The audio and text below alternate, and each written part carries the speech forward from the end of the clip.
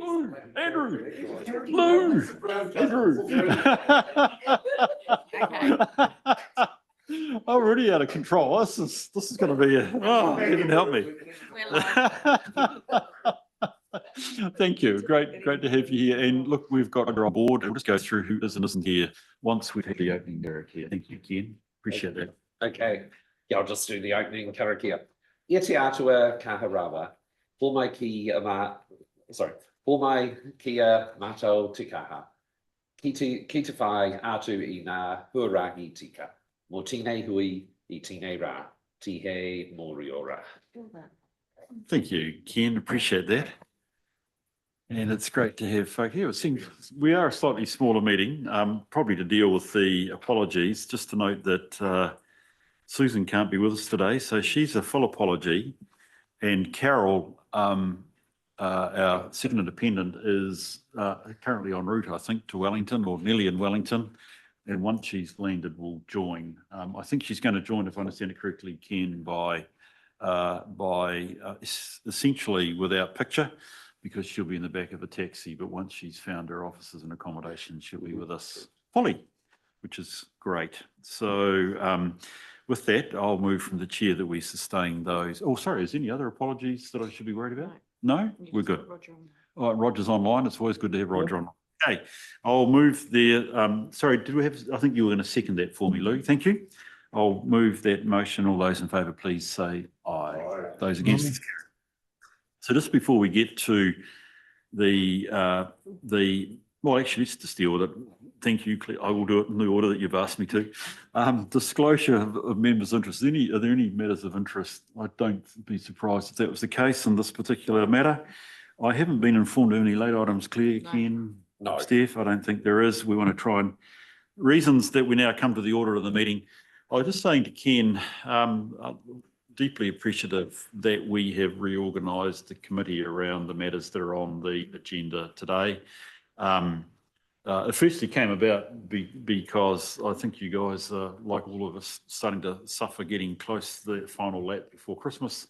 We didn't want to make this a big thing, but actually there are, fortunately, the key matters around the you've done that, around the 9-year long-term plan. And it seemed appropriate that we rejig the agenda to have a specific focus around the key matters, hence the financial strategy, which is a massive paper, and thank you, and which I want to complement the work you are doing as a council, not as a substitute or as a second run on that. So our focus will be on the risks associated with the financial strategy, not what the financial strategy is, although in various ways you come across it. But of course, Jenny, thank you. We have that very good overarching quarterly report on our strategic risk status. So we do have the umbrella before we picture before we dive into it. So I do appreciate that. And not to forget you, Renee, great to have you on board here too. And there's a really key part there to deal with the wrap up of the audit, which is superb. So I have going to suggest that we rock through, and we will be sticking to timeline as clear as I. So I just want to hear that we audit as it's published. Please, thank you, Andrew. I'll put the motion. All those in favour, please say aye. Aye. Those carried. A couple of other matters. The minutes of, I suppose we will take them separately. 7 October, which was our last quarterly meeting. I'll move from the chair. We take them as true and correct record. Thank you, Monty. Is there any discussion or is there any adjustments, alterations that are needed on those? All good? Roger, you're fine. I'll put the motion. All those in favour, please say aye. Aye. It's carried. And then we had that short meeting on the 25th of October, which was dealing with the recommendation to adopt the annual report. Again, I move from the chair. We take them as a true and correct report. Thank you, Andrew. Is there any discussion on those? No, in that case, I'll put the motion. All those in favour, please say aye. Those against, it's carried. Hey, look, and thank you to everybody. You did entertain me or allow me to come by Zoom to the full meeting. I hope that was helpful for all of council. It was great to be able to have a discussion and chat as you did that business. So it's great that we've got the annual report through. Jenny or George or both. First item, please, the risk management update. All right, thank you, Chair. So, as you've already sort of introduced, this sort of speaks to the umbrella risks that the organisation is facing. And then obviously there's some deep dives further in the agenda into some aspects of it. But what the risk profile is speaking to at the moment is really around the development of our LTP and where that is positioning us and the risks associated with it. So you'll see that there are some top risks that we've been flagged as trending up associated with where we're landing with the LTP, and in particular around some of the deferral of the capital works program. So you'll see top risk 2 around investing and delivering our infrastructure is trending up. Our top risk 7 failure to maintain effective relationships is trending up, and we've maintained that trend up around our risk to a financial strategy and affordability, which speaks to our current situation and where we're landing. You will see in the report that there is a lower level risk table associated with the deferral of the capital works at a project level. They've been assessed as relatively moderate due to the short-term nature of the deferral, but overall, in terms of where we're landing with the financials, it's still in regards to our top risk trending some of those up. The paper also talks about some emerging risks. In particular, it touches on the geopolitical risk and keeping a watching brief on that in terms of the impact that could have on the economy and our supply chain, etc. And then you'll see some commentary in the operational space, which speaks to some initiatives that are going on. I did just want to call out the IS team winning the Best in Cybersecurity at the recent LGIM Awards, which was really, really cool for them. And that speaks to a whole of organisation approach to what they're trying to do. And then just in regards to the key risk indicators, you will note that a number of them are orange and red, and that's really, again, speaking to the budget in regards to our assumptions against the LTP. And all others really are not in a state that would indicate concern at this point in time. So we're happy to take questions, discussion. Thanks, George. Appreciate that. And again, always very comfortable with the way we're trying to take this as an overview. So do you have questions for George or Jenny, or indeed if it's one of you guys? No? Yeah, go for it, Andrew. I guess I've just probably not really a very significant one, but I noticed that page 96. The heck, am I in the wrong place? Seems very odd. You're very fast through your Yeah. agenda. There might be others in the room that hope we are on page 96, but we're not, mate. Let's leave that one till later. Sorry. Are you okay? Well, come back if you've got a question. Look, George, I probably, I think because you guys have been meeting so much, and particularly because you've been dealing with your long-term plan, I suspect a lot of the risk scape, or the profile, as I call it, that we face, you're pretty aware of. So I just think really what I'd like to do is, I have focused. I'm on page 34, Andrew. somewhere you'll find your page, and actually it's your summary of your top risks, that really useful table. Now, at our last meeting, we had our last quarterly meeting, so that was the early October one. We had a really useful thing, and I'm thinking we should really have on a plastic card. I know that's old-fashioned, isn't it? But when we talk risk appetite, this was your, I've got a low appetite versus, and okay, so the wording might change a wee bit, Monty, but the reality of it was that they were strong descriptors for us. They were powerful descriptors, if you recall, a bit around what we thought about financial risk. And so I was just interested in light of that, and I hadn't actually brought it with me. I should have copied it off myself. And look at this table. We have the current residual risk, where the majority of them are in that very high or high category. Great to see, by the way, low. There's a low meeting low there, which again I think reflects the good work of the IT team. And I don't want to not say it's an exception. That's great, but here we have it. We have our residual risks outside of our appetite by any sort of stretch of the imagination. So I think the critical, even though, as I say, I think we're living this a lot daily, you know all about it. I guess I just, as a committee, just want to stop and pause and say, are we comfortable, not with that position, because clearly we're not, we aren't at our appetite, but actually with the work that is going on to manage those risks. Because it actually says, you know, have we got the right resource devoted to the right thing? Are we doing the right things? And are we comfortable? So I'm just going to pause because I'd almost go around the table just to check that. But Monty, you first. I think that I see your hand So- up. Roger. You started off by asking if I had any questions, and I didn't. Everything in this report completely resonated with me. I thought the assessment was great. Sorry, is your Yep. microphone off? Yep. It is. But now you've slightly reframed the question. Do I think we're doing everything we need to in response to the risk landscape that we're assessing? And mostly, but in the finance risk, I think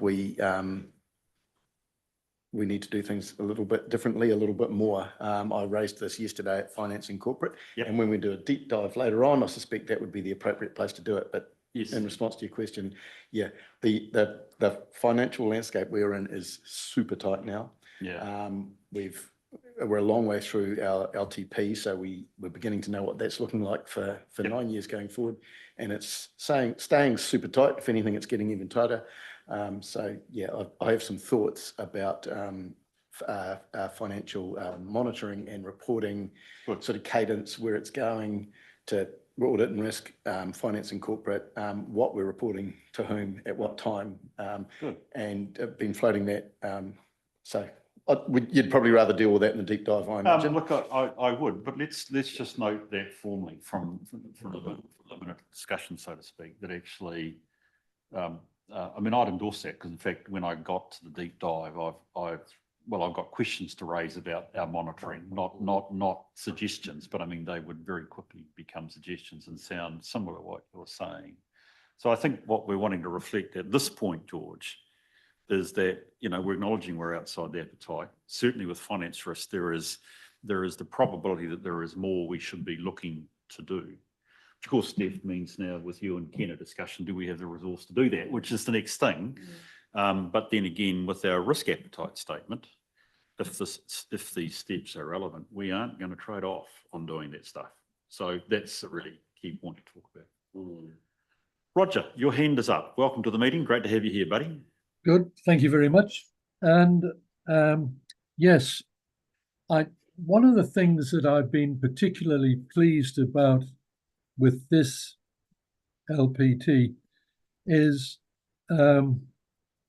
the program of work that we've gone through. And if I compare it to where, even I think to last year's, when we switched midstream to the enhanced annual plan, but going back particularly to 4 years ago, the program where we've been able to track and monitor all of the individual steps of the compilation and the work going into the LPT, I think has certainly taken us through a greater awareness curve and the opportunity to discuss in greater detail a lot of the factors that are in play. So I think as a group, we're probably better informed this time. However, one thing that came up with the quarterly report, and we had a big discussion about it yesterday, and I'm not particularly wanting to go into that discussion again, was the timeliness of reporting of when we find ourselves in extremely difficult financial circumstances.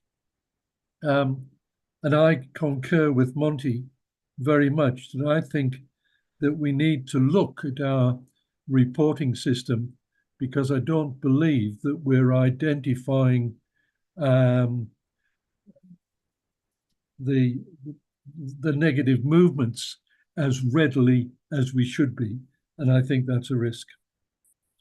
Right, thank you. And I think that aligns with Monty's comments that perhaps when we get to the deep dive, we should have a discussion about, as governors, what we feel is appropriate, and something for management to reflect on, which is good. No, thank you for that. Any other comments or questions, guys? You fine, Lou, Andrew? Well, yeah, it's more on the same thing, I guess, really. The reforecast demonstrated really clearly how it doesn't take a lot in the situation that we're in to suddenly find that, you know, we're tipped over the edge kind of thing. Having said that, I commend the team on the actions that they've, you know, have taken to address this situation. But yeah, you know, I just concur with what Monty said. We're really finely balanced, and a couple of unforeseen events, and you know, we look. I guess the reality is, we are still a well structured and you know, our assets are enormous compared to our debt. There's no two ways about it. But when you look at the other constraints, we really struggled to do much about our income to you know, increase our income to you know, that's the sticking point. And we, you know, so we really have to be monitoring the things that can make a difference quickly. We need to be monitoring them on a very regular basis. Well, as I say, we'll come back to it, but it will be just as an interesting point, and Renee may even have some contribution later on as well, if she's welcome to as well. As a council, we're not alone in this issue. I mean, firstly, if you're a growth council, and clearly Waipa's a growth council, I can take you to, well, I won't name them because that would be inappropriate, but to any of the other growth councils, and indeed they're stressed in the same way. I mean, okay, there's individual strengths and weaknesses of their particular positions, but we're in the same position, and the sector generally is in the same position. Let's just remember, for a good number, they've gone through this pain when they adopted their LTP at 30 June this year. So it's not that we've been wrong to delay, but we're going through the pain some councils have gone through 6 months ago. So there's nothing wrong with us facing this situation. I think what I'm hearing is actually, do we have the sensitive antennae up which enable us to discern movements? Okay, look, there's a couple of comments from me which I would just like to add. Thank you for the emerging trends and the geopolitical risk. In a way that I sort of thought, oh, Ukraine, you know, sort of like, what, really? Will it be a big issue for us here? Well, it was in the long run. And it does worry me here that George, in terms of your LTP, we have the ongoing issues which may suggest that some of our lower economic performance could continue. Although I see dairy payouts are going up, Monty. So, what's your address? I think we can rate you. It'd be quite good. But you know what I mean. There is a risk that more generally the economy is less resilient, or rather has a longer term impact than perhaps we sort of all anticipated, that by the end of this sort of current year the interest rates might have gone down. So there is I think a watching brief for us in terms of our whatever LTP we choose to adopt, actually, that its assumptions are highly dependent on the general economic conditions, which start, of course, with our geopolitical. So I think that's really important. Lou, you're a bit totally concur with what you're talking about, the geopolitical side of things, and that's changed even in this last few months. And the Trump effect is another thing that we've got to quantify. Yes. I don't know what he's going to do, but you know, there could be a massive effect on trade worldwide. He's looking for an advisor, Lou. Exactly. You want a job? The flip side of everything is that I can relate to something that I'm involved in, which was civil defence. And the government is indicating that they're going to put the costs back to local councils or territorial authorities. So that is going to be another thing that we have to have some contingency for at some stage, and the resilience that we're going to have to build within it. So I concur totally with what Councillor Montgomery just said, or Monty, and Andrew, is that we are very, very lean at the moment. We're near our debt levels. And, you know, this is the problem. We can't just extend them again. And the other point that we've got to raise is we've got to be aware of the value of our rates and also the ability of our ratepayers to actually afford the rates. You know, we're at 16% at the moment plus, so it could be a very, very difficult thing to sell to the rest of the public. We'll see that when we come to the deep dive, won't we? So at the moment, I think we just need to record we're recognising the risk profile that we're in. You guys have quite rightly raised that the financial, the strategic financial risk that we have here is clearly of key concern, particularly as we're dealing with the long-term plan. I think in terms of our primary controls, the work that you're doing around your LTP, and even if I can reference the papers further on, clearly are substantive and substantial, which, you know, at least we know where we are. We've got some choices, got some options perhaps rather than choices in front of us. But actually I hear from a operational perspective, from an ongoing basis, actually to try and mitigate this risk further, there may be some other things we should be considering. We'll discuss that a wee bit later. I think we do have choices, but in some regards they are a Job's choice. Yes. Yeah. Okay. I'd just like to reflect, it won't be this afternoon, or no, not this afternoon, will it be clear? It'll be this morning. We won't be discussing the choices necessarily, because that's actually your full counsel, but we will be discussing some of the risk. It's very hard sometimes to try and find the balance, but I want to focus on the risk. So our risk profile's up. We know where we're at. Thank you for that, George and Jenny. That's really helpful insights. I think for the sake of the meeting, things like deferred capital programs, we come back to that actually with some of the other papers. So I think we just kick on to the resolution, please, which is that we receive. As you know, Jenny, I always feel like that's a somewhat demeaning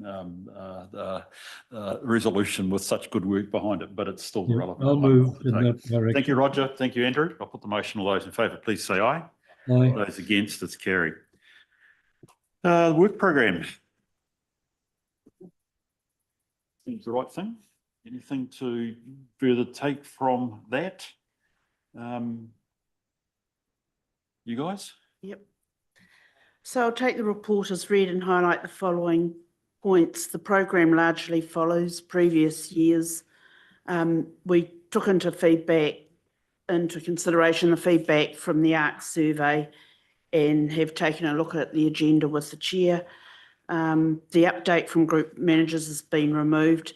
They'll still be discussing the top risks they own, so they'll still be talking to you.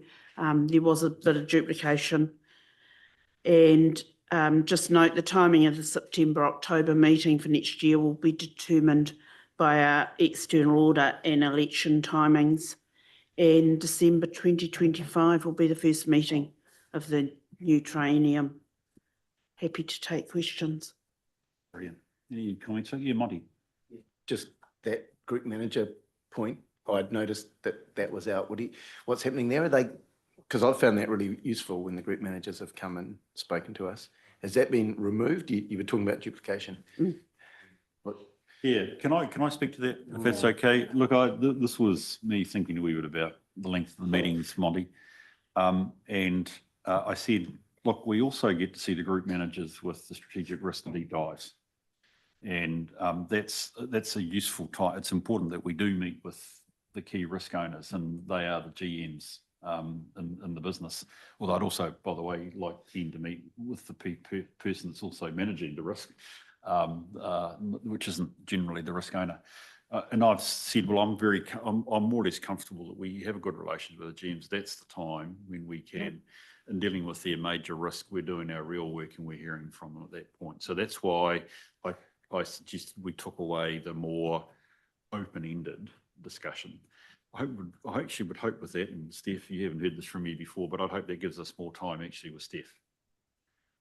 Because if you think about it the way we had it in the past, you know, we'd have a deep dive, we'd have a session with a GM, and then when it came to Gary, it was sort of like, oh gee, we haven't got time. So I'm might be the least choice, if I can put it that way, but that was the call that I've made. But I'm open to debate on that one, Monty. Oh no, I hear you. I understand. No, it sounds good. Yeah.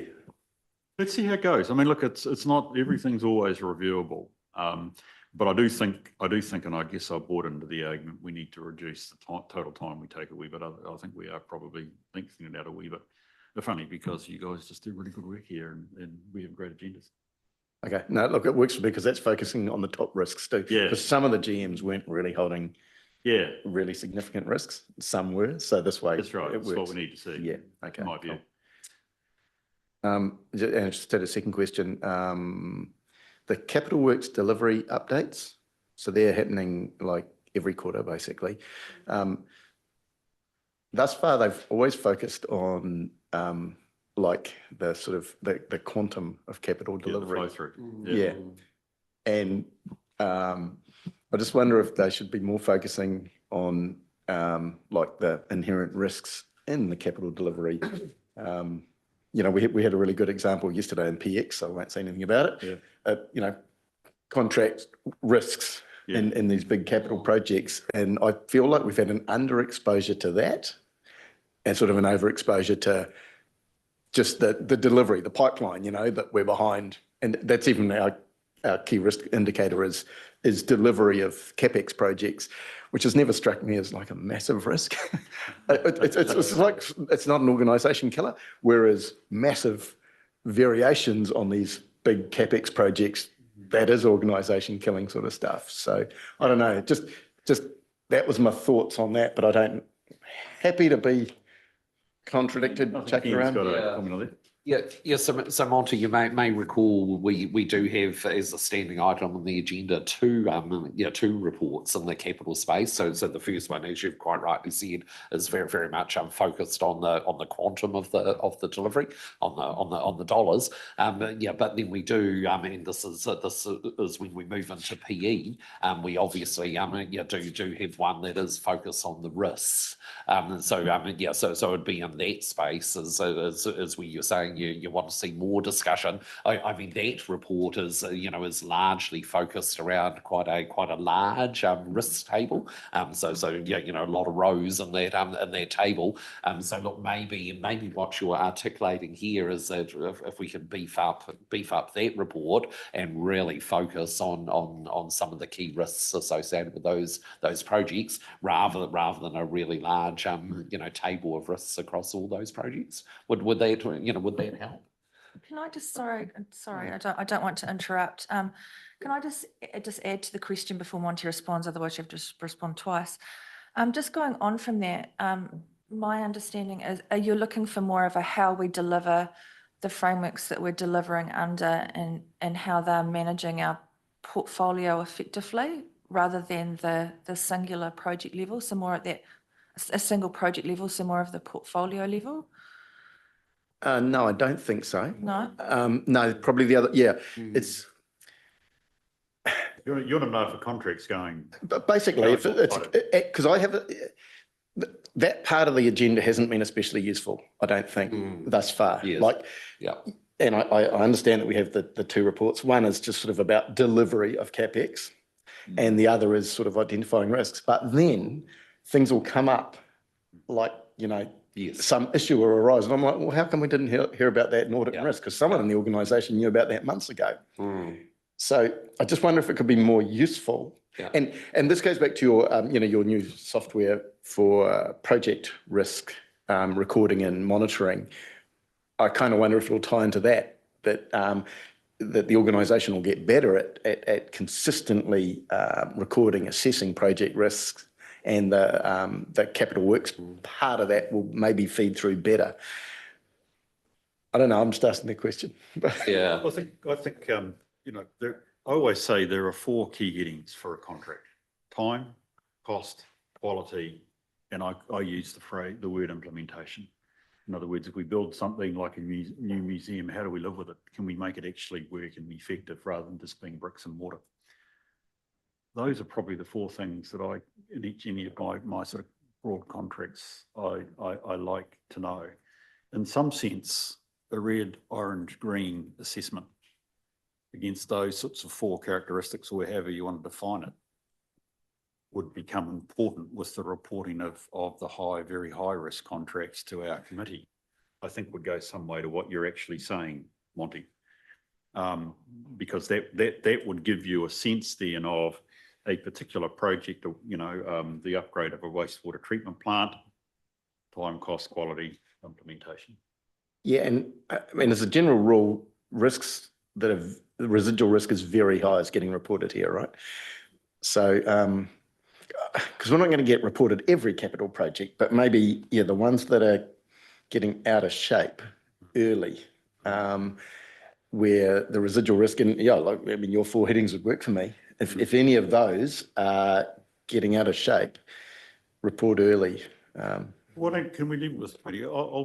George and I, this is the big promise, George, but we're coming up to the holiday season, so we've got lots of time.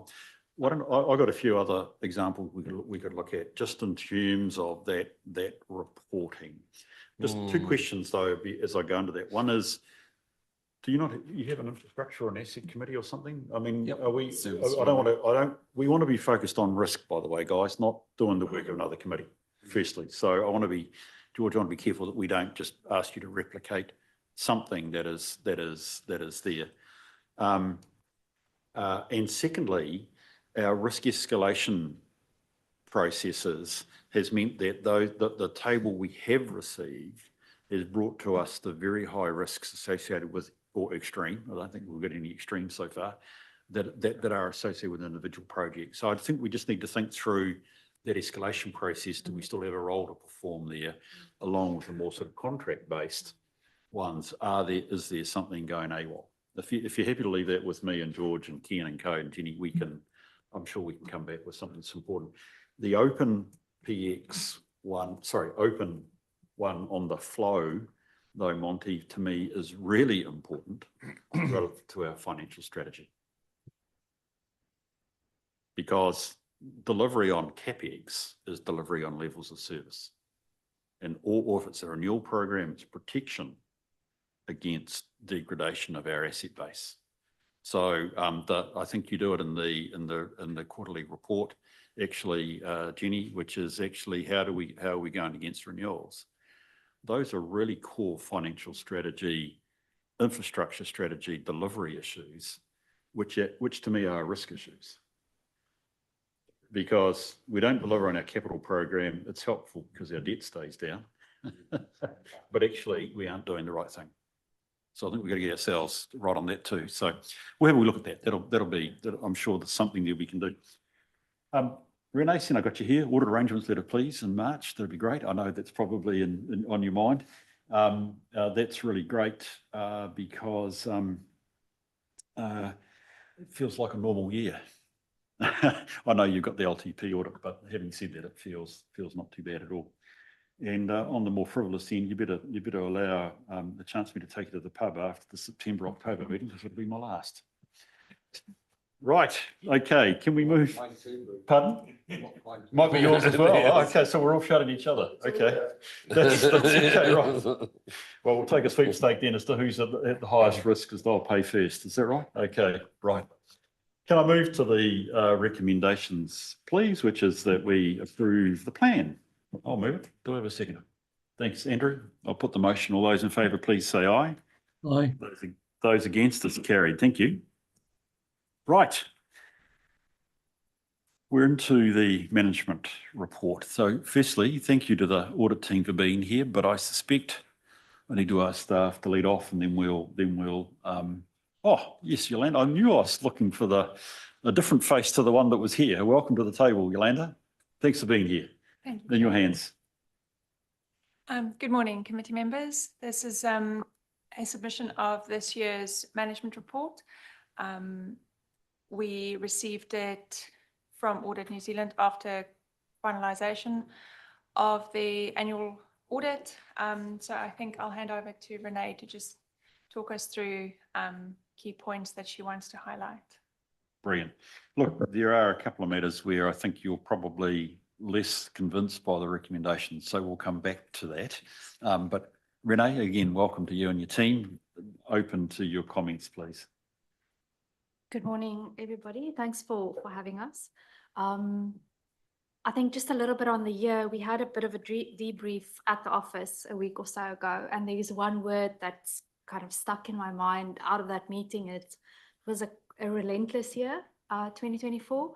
Yeah. So, you know, we started with the LTP and then it changed for WIPA to an enhanced annual plan, went straight into the audit. So it was quite a year. I think we had really good discussions during the audit, and I think most of the things that's in this report today is things that we've already touched on in this forum. So hopefully no surprises in there.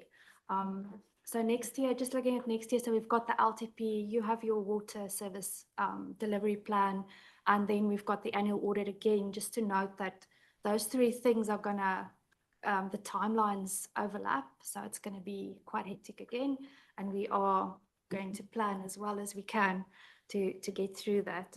I'm going to take the report as read. As I said, I think most of the things we did discuss in this forum, so just happy to take any questions.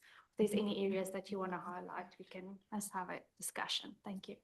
Thank you, Renee. Relentless. That's unfortunately a good word. I think it's the right one. And for us, of course, here, I said we're back to normal. Of course, we're not with WIPA, are we? So it's going to be another 6 months now, isn't it? I suppose 7 months of relentlessness. Okay. Well, Renee, again, if I haven't said enough, thank you for the way in which you reported at the last meeting. It was really helpful. I found it very helpful as an external, and hopefully my colleagues did as well. Rightio. Look, well, if that's the case, before I come back with my questions around the management response to recommendations, colleagues, are there any questions you'd like to raise with Renee or Yolanda? Look at that, all silence. No, I think we had a good opportunity at the last meeting. Brilliant.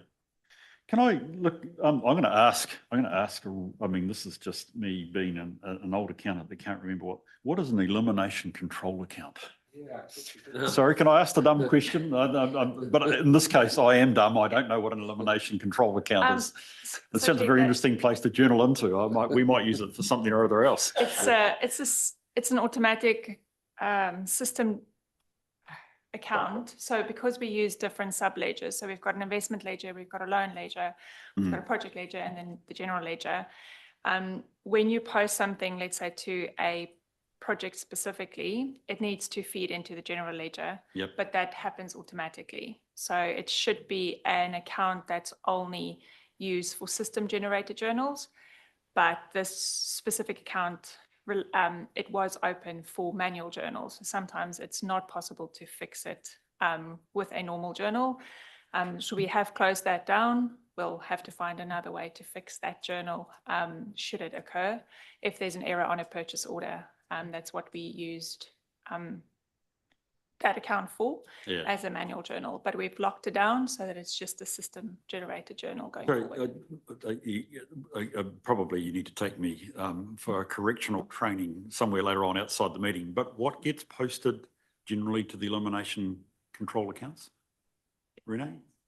Can I maybe just jump in there? So you've got a ledger on the one hand and you've got your GL. So what happens is it should eliminate in all transactions. So That's it's right. posting to this account and taking it out of this account and putting it into the ledger. So it should be 0 at all times. That's right. But when we came in, there was a couple of transactions in there. So which these are meant that these are the journals to get rid of the exactly. eliminate So the we one- had to make sure that they are just corrected to the correct ledgers. Okay. So ultimately, Chair, was the way we ran the report for audit. It didn't pick up on those accounts because they should be eliminating in full. And therefore the listing didn't balance to 0. Right. Yes. So the emphasis on it's a control account. I get it now. Thank you. That's really helpful. Okay. Just a couple of then sort of. I'm open to some questions here or comments. One is, let me get it right. This is around road smoothness, which was a sector issue for everybody. I think, Renee, I think you'd agree that probably most councils were challenged by appropriate evidence, if that's the right thing in relationship to road smoothness, although I think you've helped us there substantially. Can I ask perhaps you just to flesh out what you are recommending? And I'm on page 69 of our agenda. It's page 16 of your actual report. And Yolanda, I'd just be interested in whether we are agreeing or disagreeing with Renee. What are you after here, Renee? Okay, I might give over to Kay, he's a bit closer to the detail, but the request is that that there are traffic counts done annually or every second year. And then that estimates on traffic counts are updated at least within 2 years, it's updated. So that's the requirement that came through in, making sure that measure is stated accurately. So that's basically what we are asking for going forward, just to make sure that those counts are done regularly, and then the estimates are not older than 2 years, just reviewing all those estimates. Thank you. I sense we have an authority here on road smoothness. Is there right? Is there a comment you'd like to make? Sorry, I don't know your name. Yes, Brian Hudson. I'm the Brian, sorry. transportation Thank you, Brian. manager. I'm Bruce. Hi. Yes, and I guess I've been looking after road smoothness for the last nearly 40 years. Oh, right, And okay. I guess we've been reporting it to the Transport Agency for decades, I suppose. Yeah. So, yes, we do, anything from sort of 100 to 130 or 40 traffic counts a year on our main roads. And of course, we've got hundreds of roads and lots of little bits of roads that the traffic volumes are so low on them that it's immaterial, and we'd never count them because it would just be a huge waste of money. So we just create estimates for the use of the traffic use of those roads based on, the length of the road and the type of activity on it, residential or industrial, that sort of thing. And so the vast majority of the carriage or road sections in the database have an estimate count, not an actual count. But from the actual counts we do each year, we see what is the trend in terms of growth, and we can obviously see around our residential areas where there's a lot of growth, then we know that traffic volumes on roads that are connected to that growth are going to be increasing, regardless of whether we've actually put out a tube counter on the road and counted it. So we use the estimate process to update in those areas what the traffic volume on those roads will be. And so there is a process. So when they load the traffic counts into the database, they will update the estimates for those roads. A road 20 kilometres long from Tiamutu to Cambridge Road, it might have 2 or 3 counts on that road, but it might be broken into 10 or 12 sections, and we'll put estimates on those other sections from that counting data. And so for those roads that we're not doing any counting, every 2 years, we basically download the database into a spreadsheet or another database and update the estimates for those roads that don't have counts. And that, for many of them, it might be that we keep the estimate exactly as it was because there's been no growth in that area. Others, there might be a small increase because it's linked to a growth area, but others where we've got up-to-date counts and we can see there's been a lot of growth, we will update the roads that link to that are supplying that growth.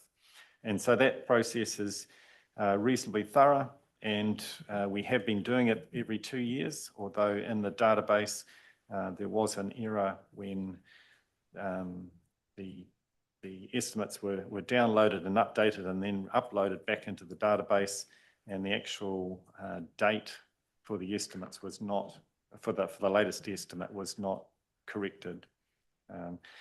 But that said, we've certainly talked to our RATA team who do this work for us and to make sure that little data glitch doesn't happen in the future. But we're pretty confident in the way we do our estimates, and it's very similar to what other local authorities in our region are doing because we're all part of RATA and we're all doing it the same way. And we do obviously, for the road efficiency group, which is NZTA, we upload road roughness and traffic estimates and a whole lot of other condition data into their Transport Insights reporting tool, and that then shows each local authority where they're up to or how good their data quality is and the timeliness and completeness and accuracy of data. So that report provides a really good snapshot, and because we upload that data every year for the end of the financial year, that reporting tool shows a really good snapshot of where we're at. And for Waipa, we're up there near the top nationally in terms of our data quality, accuracy, completeness. Just because we are part of the strata team, so we've got really good processes in place to do it well. And I guess for Audit New Zealand coming in, you've got a job to do. You're told to, this is a mandatory measure, you better check it out and see if councils are doing it properly.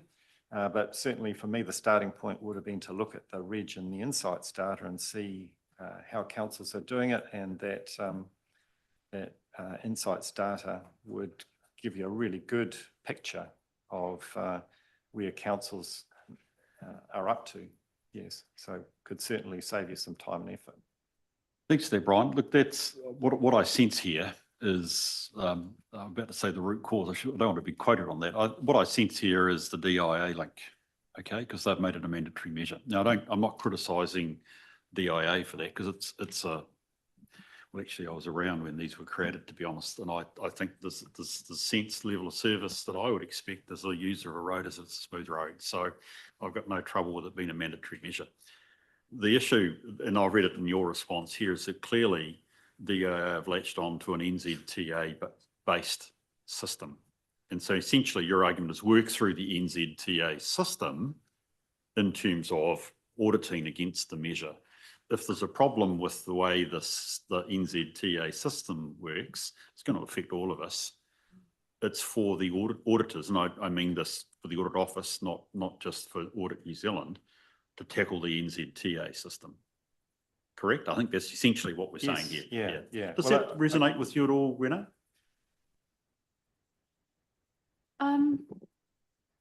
Yes, in a way, but in a different way. We are reporting on this entity. So that's why we are looking at the data that's provided by this council. So that then comes back to the fact that the argument here is, I probably need to take this offline if we're going to argue it further, but in effect, you're saying all your estimates are updated every 2 years, and I don't doubt you actually, Brian, in terms of you've got to do it on a sample basis. You're not going to actually test small roads, etc. So the argument becomes, does that become acceptable? Or indeed, your argument would be, would it ever move the dial on the measure anyway in the first place? Okay, rightio. Well, look, unless there's obviously a wee bit of a difference in terms of approach here, and I absolutely take your point, Renee. And in fact, I think your team are very supportive in this area. I hear. Sorry, wrong, because here always has a but with it, doesn't it? I understand the perspective that you are quite right. You've got to put an opinion on us and we've got to have the right data. But I do think the root cause or the root foundation of this is a system that we work to nationally, and it would be illogical to develop our own separate system outside of the NZTA system if effectively we're wanting to manage the same thing. So to me, this is a sector issue, even though it's also a Waipa issue. So I think that suggests good basis for further discussion, if I can be blunt. I don't think it's one we're going to solve here today, but I think it's worthwhile having that conversation. Second one that I just wanted to talk about was one that Kian actually alluded me to, was this idea of a unit rate database. This is the first time, Renee, I've seen this as a recommendation, and I've been around a few places now. Can you just flesh this one out for me a bit, please? Yes, this was a sector-wide one that came from our sector team that was requested to put in all the audits, all the reports for councils this year. What they are requesting is that council basically investigate and set up their own database in terms of unit rates. So what happens in practice is that a valuer will come in and they'll do the evaluation. That valuation will be passed on to us to interrogate and to audit. We want to be able to come back to council and say, have you also interrogated this? What is, if you look at the valuers' information and what they come up with at the end of the day with the evaluation, do you agree in terms of your contract rates, in terms of your experiences? I think where this is coming from is there have been a couple of councils over this past year, maybe year and a half, where we did find issues with evaluations where there were really big discrepancies or movement in rates. And, it shouldn't fall on the auditor alone to try and interrogate if those movements are correct. It needs to be, from your side, we are asking if you can have a bit of a view on, those movements as well to help assist with that whole process. Okay. The chair. Thanks, Kay. Welcome. The other part is that last year, when we did the valuation for the infrastructure asset, we tend to rely more on the CGPI movement to actually try to see how the cost has actually moved. And that is one of the reasons, and the other support can also be the contract prices, which can also give us a good level of comfort, because CGPI is quite wide and it's not specific on the demographic itself. Right. So thank you for that. That's well sort of characterised the issues, which is our rates, rates used by valuers, broader indication of price movements with things like CPGI. Have I got that right? You might not have, but I know what you mean. Being out there at this stage, we're not going to do this unit database, correct? Yeah, so to some extent we are, so when we provide the information to the valuers to do a revaluation, we not only give them the starting point of what they used, but we also provide them with contract data from our end. On their end, they then check with their peers as to what is an acceptable unit rate. So we believe the input we give the valuers to establish a unit rate to do the revaluation is appropriate. We weren't aware that there were any findings on our evaluations that came back. So what we feel is the output that we get from the valuer has our price data included. We provide them that information, so we are part of the process. When we get that information back, those unit rates are then applied when we get a vested asset or a discovered asset to determine the cost of that asset. So the portion that we do agree with Audit New Zealand is between the time of the revaluation and the next revaluation, there's a gap. So when we do account for vested assets or discovered assets, we will look at recent contract prices for those to ensure that they are up to date within that revaluation period.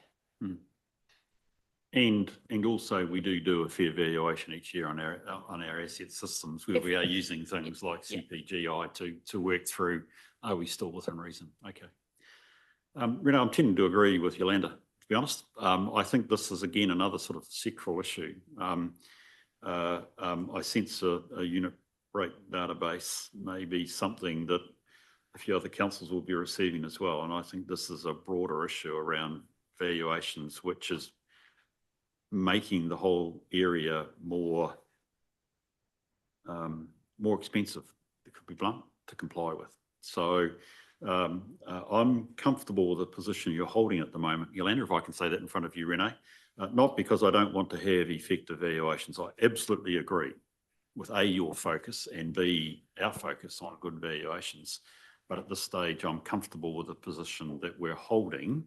Bearing in mind, we still have to have a responsibility ourselves to report effectively with what we believe are the fair values. The onus is on us to do that first and foremost. I hear your point about where the source information comes, including our relationship with the valuer and providing them with the information. Renee, it's in a different place and I won't mention it more. I'm having a discussion with others around the auditor relationship with our external values. I don't mean our external values necessarily here in Waipā, but more generally, because I'm finding it seems that there is much more extensive work that's being done by auditors generally over valuers' work, which is bringing into almost the case I wonder whether it's ever relied on. And I find that a difficult position I don't understand at this point. So I'm comfortable with with both your recommendation. I appreciate that needs to be there. And I'm comfortable at this stage with the response, albeit the response is essentially saying, thank you, but no thank you. So it doesn't remove the test. It doesn't remove the need for fair valuation. It doesn't remove the need for effective analysis of unit rates. It's really the content and form in which it comes. Okay. Brilliant. This is Yeah, a dumb yeah. question. What kind of units are we talking about? Like a metre of footpath or a culvert pipe or something? So would there have to be a database for every single thing that ever comes through an invested asset? Yep. The unit rates for placing a diameter pipe to a certain depth is the sort of unit rates that we all need. Sorry, I shouldn't be saying you need. We all need to understand the replacement cost of our asset base. And just one other point of clarification. So that's what I thought. Last time we were here, we were discussing this evaluation of vested assets. Yeah. And I made the point that I was surprised that vested assets had to be valued because I said, don't they just come through at cost? And you said, no developer's ever going to tell you what it cost. I don't think I said that, but I would probably align myself with that attitude. Okay, but now I'm seeing here on page 72, developers provide us with cost detail at the time of vesting. So which is the case? It's not 100% of the time, so it's a mix. So when we do get developers' cost, we use that when we capture the vested assets or evaluate what we are given. If we don't get costing from the developer, then we use the unit rate. Thank you. Look, and I'm conscious I've taken this over time, but I just one other question. Under 5.7, which is the Tech 1 HRP migration, it really comes up also under the next paper, which is the outstanding management report items. The HRP system, which is our human resources, correct, is reasonably important. I notice here that Renee's suggesting there are data migration issues. Is this resolved? How long or what will it take to resolve this? Because this seems mildly important to me. So if I could just jump in and answer that. So as part of the movement to the new system, we're currently running parallel systems. Yeah. From a quality perspective, we're just working through just some what are relatively minor system configuration fixes at the moment. Once they're done, we'll be able to turn off the parallel runs, which will negate the data migration requirement between the two systems. At the moment, there are no issues in terms of reconciling the data between the two systems. It's just part of the normal process of implementing implementing one system and turning another system off. Although in your comment, you're saying we have to work closely with Tech 1 on this. We've got no troubles with Tech 1 responding. Look, I have to be honest and say it is taking longer to resolve these than we would have liked, but we're working closely with the vendor and we're now very, very close to an end. Yeah. I'd say in the next sort of month to 8 weeks, Good. we'll be able to turn off the other system. Great, thank you. That's really good. Well, thank you for your report, Renee. I have found it very interesting to read, and hopefully, even though I might be differing or landing in a slightly different spot in a couple of matters, I don't disagree with the principles that you're outlining. So I hope that's the sense that we're taking this seriously, and clearly there's a few things we'll have to follow through on as the year goes on. Go for it. So now we've ended up with a couple of outstanding management report items that we have well canvassed, decided we don't agree with the auditors. Well, what happens? Do they just sit around forever? I don't know if they're outstanding. I mean, I think the question here is, are we comfortable with the position or the response taken by management? So, I mean, we have got a very good independent view from Renee and her team, absolutely crystal clear. Quite frankly, I get it. But the question is the recommended response from us one that we should deal with in the way recommended, or do we have other sources? And I think that's the critical point that we're doing here. And I'm comfortable that with the road smoothness, I take Renee's point that she's got to put an opinion on us, but there is a broader issue here, because I don't think there's any need for us to develop new information when DIA are really just trying to align themselves with an NZTA based system. In other words, do it once, not twice. Otherwise, it's ridiculous accountability, and well, not ridiculous, but it's problematically costly. And the second one is, we know the need for the analysis, but I think there needs to, I think we need to be clear, as clear as we can be with Renee about how we know and are comfortable our unit rates are right. Okay, Andrew. Yeah, look, that whole unit rate thing, quite interesting actually. So now I understand that much better. But when I looked at this agenda on Friday, and I see here on this management comment that you're talking about, my comment was, seems reasonable. So I totally agree with what you've just said. Thank you. So it doesn't mean that you're right. It doesn't mean that it dies here. We can't necessarily sign this one off. And I think, more broadly, as perhaps Yolanda's heard the view of the committee, if not just its chair. Well, I think we've got Carol online too, by the way, I should say. We should just welcome Carol. I think there is a wee bit here to work through. Not that I don't doubt that when we come to the next annual audit, you will have had appropriate preparations around this anyway. So, I mean, the test is still relevant and real. We just have to work out the best way to address it without going to the expense of what I think is the Audit New Zealand recommendation. Okay, I think we need to keep moving on if we could. So, and so my apologies that I've made all the time delay, which is that we receive Renee's report. Thank you, Lou. Do I have a second? Thank you, Monty. Any discussion on the motion? I'll put the motion. All those in favour, please say aye. Aye. Those against, it's carried. Team, thank you again. Do appreciate all your work for this year. I know that the relentless nature means that it continues now rather than, in about 6 months or a year's time. So I do appreciate you being here. You're welcome to stay if you want to, but equally, if you have other audits, Kay, to do, you're welcome to leave as well, mate. I'll leave it in your hands.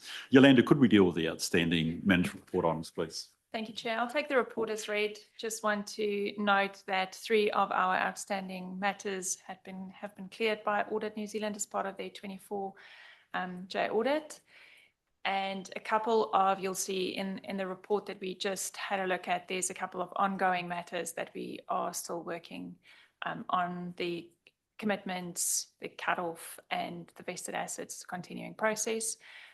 We have the internal audit assurance resource looking at our vested asset process to work through that and come up with recommendations on how we can implement fixes. Brilliant. Good to hear ones are being cleared and action on others. And we've had the Tech One answer, which was a question for me. Team, do you have any other questions on the outstanding item? The only one I had was the asset capitalisation, which is a recommendation in here, but I make some assumption that we're on top of that now. Yes, we are, Chair. So I could take, it says matters progressing, so I guess we have to prove ourselves, but from your perspective, we can actually meet that test now. Yes. Okay, great, good. Radio, if that's the case, I suspect for the sake of the meeting, we do continue on, and the motion is that we receive the report. Who's moving? And thank you, Andrew. I'll second it. I'll put the motion. All those in favour, please say aye. Aye. Those against, it's carried. The Mayoral Discretionary Fund. Here's a great little report. Thank you, Yolanda. This is an annual report to this committee, just outlining the spending on the discretionary fund for the mayor, noting that there was a budget available of about 24,000. Apologies. This fund is it enables the mayor to respond to requests from the community. It's at her discretion to spend the money. In the spirit of transparency, we annually bring the spending against that budget to this committee for noting. So I'll take questions. Thank you, Chair. Thanks for that, Yolanda. Yeah, it's a really important little piece of transparency. So that's great. Any questions, comments? The only question. Oh, Steph, were you going to make a comment? Oh, no. Oh, okay. Not on the boss's spin, right? Can just, the 24190 is a really interesting number. How's that worked out? So it is, there's an annual allocation, but then it also carries forward. So whatever is not spent. Oh, just okay, so rolls you carry forward from Yeah. elsewhere. Okay, so we're quite frugal in other words. Yes, And so the demand that Susan meets is a demand as in contrast to necessarily something proactive that she does. Yeah, it's a Yeah, demand. okay, Yep. good, okay, so, yeah, so it is what it is. Yeah. That's great. Okay, that's good. Well, I thank you for that. I think we can, well, I can reflect that I think those all meet my sort of nose for what's Yep. reasonable for a Merrill fund. On that I basis, agree. I'm prepared to move that we I'll receive the second. report. Thank you, Roger. Put the motion. All those in favour, please say aye. Aye. Those against, it's carried. I am now 7 minutes in front of it. Is there any reason we shouldn't have a quick cup of tea? No. Okay, let's have a break now, thanks, and we will reconvene. It's 1:15. Could I make it 1:30? We should try and just keep going. That gives you 1/4 hour to check. Cool. Thank you. 1:15.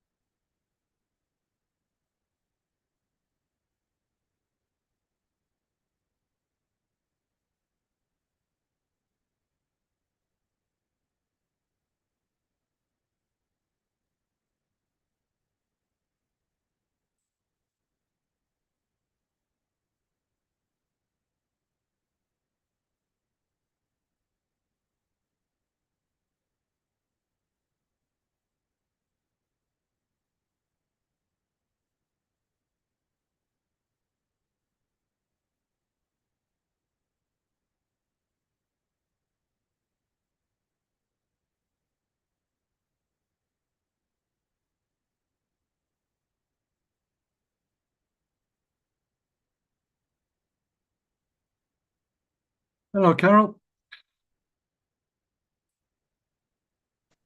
Hi, Roger. Nice to see you. Yes, you've managed to get somewhere where you can sit nicely and get in front of the computer. Exactly. It's so much better. Yes. Yeah. Are you in Wellington? I am. I've got a board meeting later this afternoon and I couldn't be in Hamilton and in both places. So Can't be two places at once. Nice day down there? blue sky and sunshine, which is lovely. Yeah, we've got a nice day here, just a little bit of wispy cloud around, but otherwise a nice blue sky. And I think we're up about 24, 25 today. Oh, that's beautiful. Yeah. Not quite that here. Now, Roger, I think we just got a wee note to say you and I are on the live stream, even though the meeting's adjourned. Okay. Well, we'll, Yes. okay. Nice to see you. Okay, ta-da. Yeah.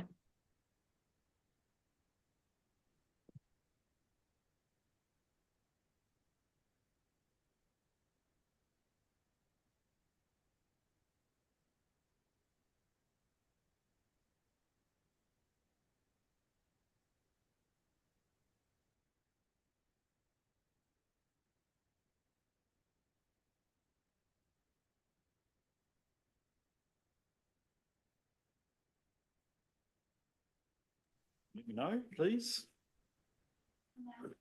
Good to go. Thank you. Oh, thanks for the break. It's good. So, Carol, good to see you. Now that we are live, good to see you there. Well done. And I hope the trip down was all tickety-boo. It seems like, given your timing, it was, which is a good end of the week rather than the start. Rightio, can we move on then, please, to the next phase of our meeting, please, which is that we are into risk reporting around the long-term plan. Hi there.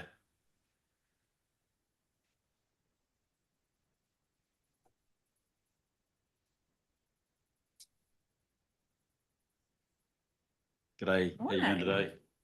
You're smiling? Always. I hope so.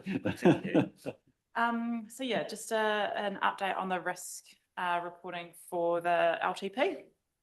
So I'll just note in the report that there are 2 new risks. One is focused on the infrastructure strategy and the other is really focused around the ring fencing requirements for local waters done well. The details of these are explained in the report, but happy to ask questions or for you to ask questions on that. Of the 6 risks that have been rated as very high, they've got the common elements there is either around audit implications or timeframes, which is why they are rated as very high. So this next phase, as we move through the audit phase, is quite a critical one to make sure that we do stay on track to meet our legislative timeframes to adopt by end of financial year. But otherwise, happy to take the report as read. Any questions? Thanks, Melissa. Appreciate that. Look, very, very helpful. And folks, I wonder if we have questions at this stage. You're heavily involved. Yes, Monty. It's actually a question for you, Bruce. Oh, it's okay. it's to do with this infrastructure strategy point, Yeah. the year 10. So Yep. I was actually at the executive meeting as the governance rep when this was being discussed. And I immediately went, it's year 10, it's a technicality, it's really just a quirk of the legislation. I would be happy to wear that. What do you think of that? Because it would show up potentially as like an audit. I think there's look. Oh dear. Look, I think this is a fight over nothing. Okay. With some conditions and qualifiers around it. So if I just get it correct, Melissa, this was when I read this last night. It was for the first time I'd come across this issue because I'm a wee bit out of the loop, I guess. What I understand is being said is that even though we are doing a 9-year long-term plan, the infrastructure strategy and indeed the financial strategy has to be for 10 years, correct? The infrastructure strategies for 30 years. Yeah. But we do have to have, so the legislation requires us to have detailed financials for 10 years. That's right. So we in the infrastructure strategy, we have to show the 10 years in detail, correct? We're only going to be showing 9 years in the LTP. It's in other words, the detailed financials, but we need to have the 10th year in the strategy. You know, unless we're proposing to do something significantly different in terms of CapEx delivery, year 9 plus inflation makes a lot of sense. And I'm not certain why I would get qualified on it or modified or whatever. It just, unless there's either a big project we're going to do, unless there is, as I say, a step change in what we propose to do in terms of CapEx delivery either way, it's business as usual, isn't it? So does that, I think it's answering your question the way you might exactly like what I to wanted answer. to hear from an independent ex-auditor. Well, I think the critical thing is, and I am challenged, having been an auditor, I want to say this, Mike, I always have to be careful about this. I am challenged by the level of exactness that might otherwise be expected in year 9 and 10, or indeed in year 4. Because the critical thing is, you know, I mean, technically I get it. You know, mathematically, there must be the right number in year 10. Okay, but mathematically, we never, after year 1, even in year 1, we don't, you know, it's all assumption and forecast based. So I'm looking for what is the planned level of delivery overall. And that is probably going to be, my best bet, year 9 plus inflation. And that should be reasonable, my view, unless there's something else inside the infrastructure strategy that says it should be different. Can I make a Yeah. comment? So my comment here I wrote was 2 years of qualified audit reports, ? And if that was the case, I'm happy to wear it. I don't mind, Yeah. because I totally agree with what you said again. Look, I need to be careful on this side, and I'm conscious that you know, Renee was with us, and I'm not even a crack, by the way, at Audit New Zealand. I'm just trying to reflect the cost and the value of what we have. And you know, in year 10, we don't know what we're doing. We do and we don't. Can I say that? Because we don't know what the assumptions are. Well, we don't know what's happening between now and then. Yeah. Well, I mean, so this LTP, sorry, you got me on my hobby horse. So we're repairing 9 years on the assumption of inclusion of water. Why? Doesn't make sense. Because it's not good after, you know, in 2 years' time, this will not be it. Sorry, it just won't be it. Agreed. What is the risk with our year 10 number, even from an opinion perspective? So, you know, we're in a difficult, I mean, it's a difficult position for audit. It's a difficult position for us, but the risk is that we're making a level of, well, if we get qualified, nonsensical in my view. Sorry, Roger, I think you were about to say something. No, I totally agree with you. Oh, right. Okay, cool. Okay. I'm just becoming an old man. That's all, a bit grumpy. So I need to apologise for that to everybody. Melissa, sorry. That's a good question, Monty. Do you have any other questions or comments? Yeah, but no, someone just said that the only rational response to getting old is being Thank you. I'm glad I'm getting life advice here. Life coaching that's really good. So right, back on task. Any other question, guys, or folk that we would like to talk about with Melissa? Yes, go Monty. Question/comment. A lot of these very high risks are very soon to be downgraded, I reckon. You're just about through this, right? I imagine a lot of them next time, well, you know, in January, February, are not going to be very high anymore. I would expect so, depending on when the next meeting is. But yeah, by then we'll be through the audit, hopefully, and well into the consultation, or at least it'll be imminent. Yeah. Thanks, Monty. Yep, Carol, thank you. Sorry, believe it or not, your hand's slightly hidden from my view here, but I now realise you've got a question. Sorry. My question was just in regards to the bespoke covenant, and I guess the meeting to approve it is in February. Is it expected to go through? I guess this is probably a question for you, Ken. Yeah. Yeah. Yes, so look, I'm happy to answer that. Yes, so yes, we are absolutely expecting it to go through. Look, yeah, maintaining very, very close contact with the LGFA. Yeah, looking for an approach where over January, yeah, we will be writing up the case for that yeah, for that covenant, writing that up in very close contact with the LGFA staff to make sure that's going to yeah, you know, sort of hit the mark for them. And then yeah, and then essentially council looking for council on the 28th of January, and it's the council meeting to endorse, yeah, basically endorse that yeah, that case for the bespoke covenant, so that it can be yeah, it can be basically lodged with yeah, lodged with the LGFA in plenty of time for them to make their decision, I believe, on the 24th of February. So yeah, so look, they are well aware that yeah, we're going to be progressing an application for the bespoke covenant. They're fully expecting it, and yeah, fully expecting us to be working very closely with them in that regard as well. Thanks, Ken. If I'm correct, it had to go through the shareholders group first, and they've approved. Have they? I think in terms of process and LGFA process, they're sort of halfway there, aren't they? Yeah, so look at the AGM last month. Right. It was That's what I'm trying yeah, to yeah, figure out, yeah, the AGM last month. Yes, they got the vote through to change the foundation policies to provide for a bespoke covenant. So Right. yeah, so they've now got the enablement. Essentially, the board now has the discretion to consider applications. Yeah, the trouble is that the board is, you know, after that AGM, where the enablement came through, yeah, the board wasn't meeting again until the 24th of February. So we've sort of ended up in this situation of you know, being in no man's land in terms of the ability exists now to apply and get a board approval.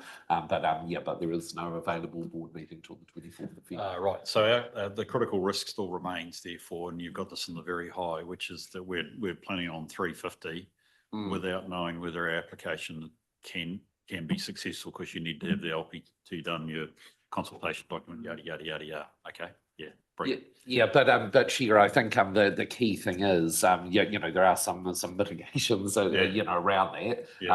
Like for instance, yeah, you know, this bespoke covenant ability was proposed by the LGFA in full collaboration with the government, actually, recognising the difficulties that councils like Waipa and other high growth councils were facing. So it's almost like this is a situation where this bespoke covenant provision has kind of been designed for us. And then, like I say, the other thing is you know, the very close working with the LGFA to ensure that you know, we get a bid that is actually going to be consistent with their expectations. Yeah.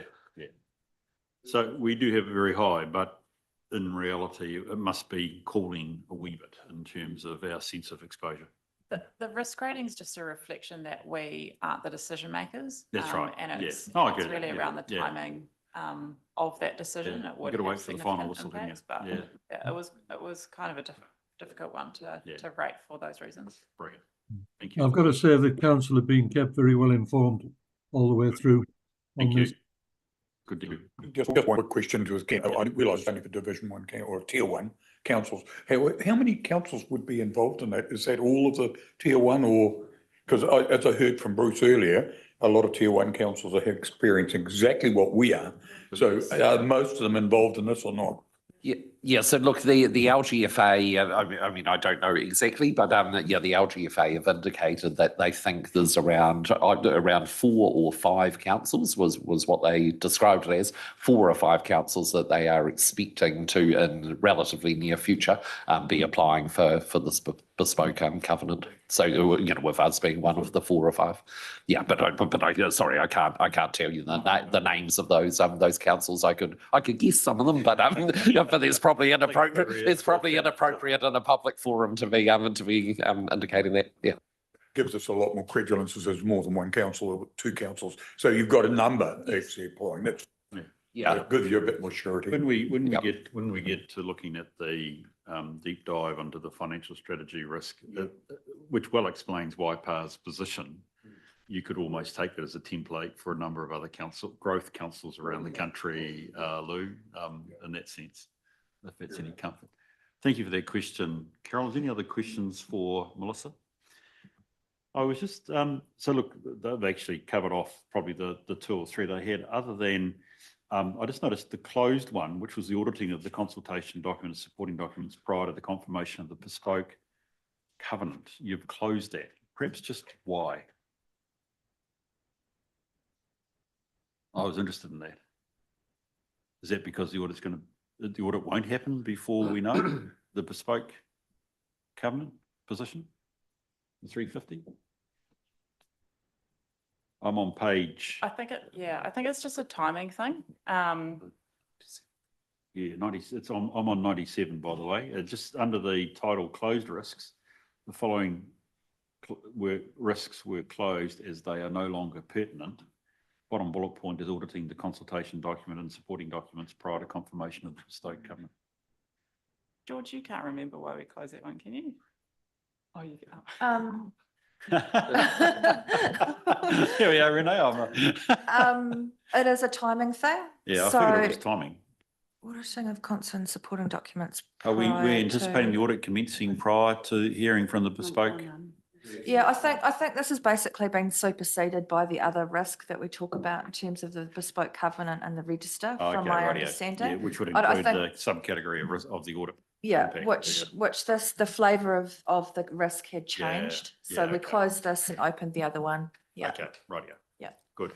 Yeah, so it's more good keeping technically clean rather than anything else. Okay, that's good. Brilliant. Anything else? Look, all power to you guys, Melissa. This is, I mean, look, people have kept me informed about the challenges and I've read the papers. So I'm just conscious that for everybody at Waipā, this is difficult, and I know you will be leading the charge on this one. So thank you for this. And we haven't actually talked about the staff risk, and I'm not, perhaps staff risk is the wrong word. I just say the pressure on the staff. So I just want to acknowledge that without necessarily knowing if there's a relief on that, although perhaps it's fair warning, Steph, when we get to PX and a little chat with you, I'd be interested to know how things are going pressure-wise on staff. So I hope things are going well, Melissa, and wish you well in well, we won't see you till March. So there's a fair bit under the bridge by then, I suspect, and you'll be telling me there are no risks by that stage, I suspect. Right? No, look, thank you, Melissa. Can I move to the resolution, please, which is that we receive Melissa's report. Have a move and a second. Thank you, Lou. Thank you, Andrew. Thanks, Melissa. I'll put the motion. All those in favour, please say aye. Aye. Those against, it's carried. Oh, this is a little small project, Sharon, isn't it? This is nothing to it. Seriously, it keeps on coming. In your hands, Sharon. Thank you. I'll take the report as read. I will just note we've got currently 11 very high risks sitting under this Yeah. project as per the appendix in there. We have brought Nexus Advisory, we've engaged them up to the end of June. They're looking at it from a strategic point of view, and they're looking at our CCO options that we're currently considering as per our reports. So that's Carl Tucker, who I think most of you have since met. So part of that work is looking at these models that Waikato Water Done Well have got, and also looking at the financial model that Hamilton City and Waikato have been using for their options. So currently that's a big piece of work happening. We're looking at those models, looking at the assumptions used in both, and just trying to get some alignment so we're comparing as much as we can like to like when we bring it back to councillors in February. So happy to take any questions. Thank you. Ian, I suspect many in the room have already been heavily involved in this, and hopefully this is not solely for the benefit of me and Carol, but I wonder firstly, are there questions folk would like to ask of Sharon at this stage? Monty?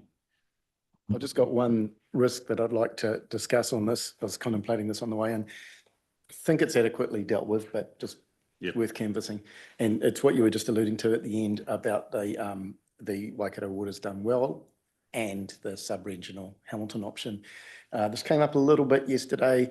I suspect there's a little bit of elected member concern that there's sort of an organisational bias in favour of the Waikato Waters done well, that there's sort of a sort of organisational investment in that, and that might be sort of an elected member risk, maybe also a public risk, that there's not bias, but, you know, sort of a natural direction of travel.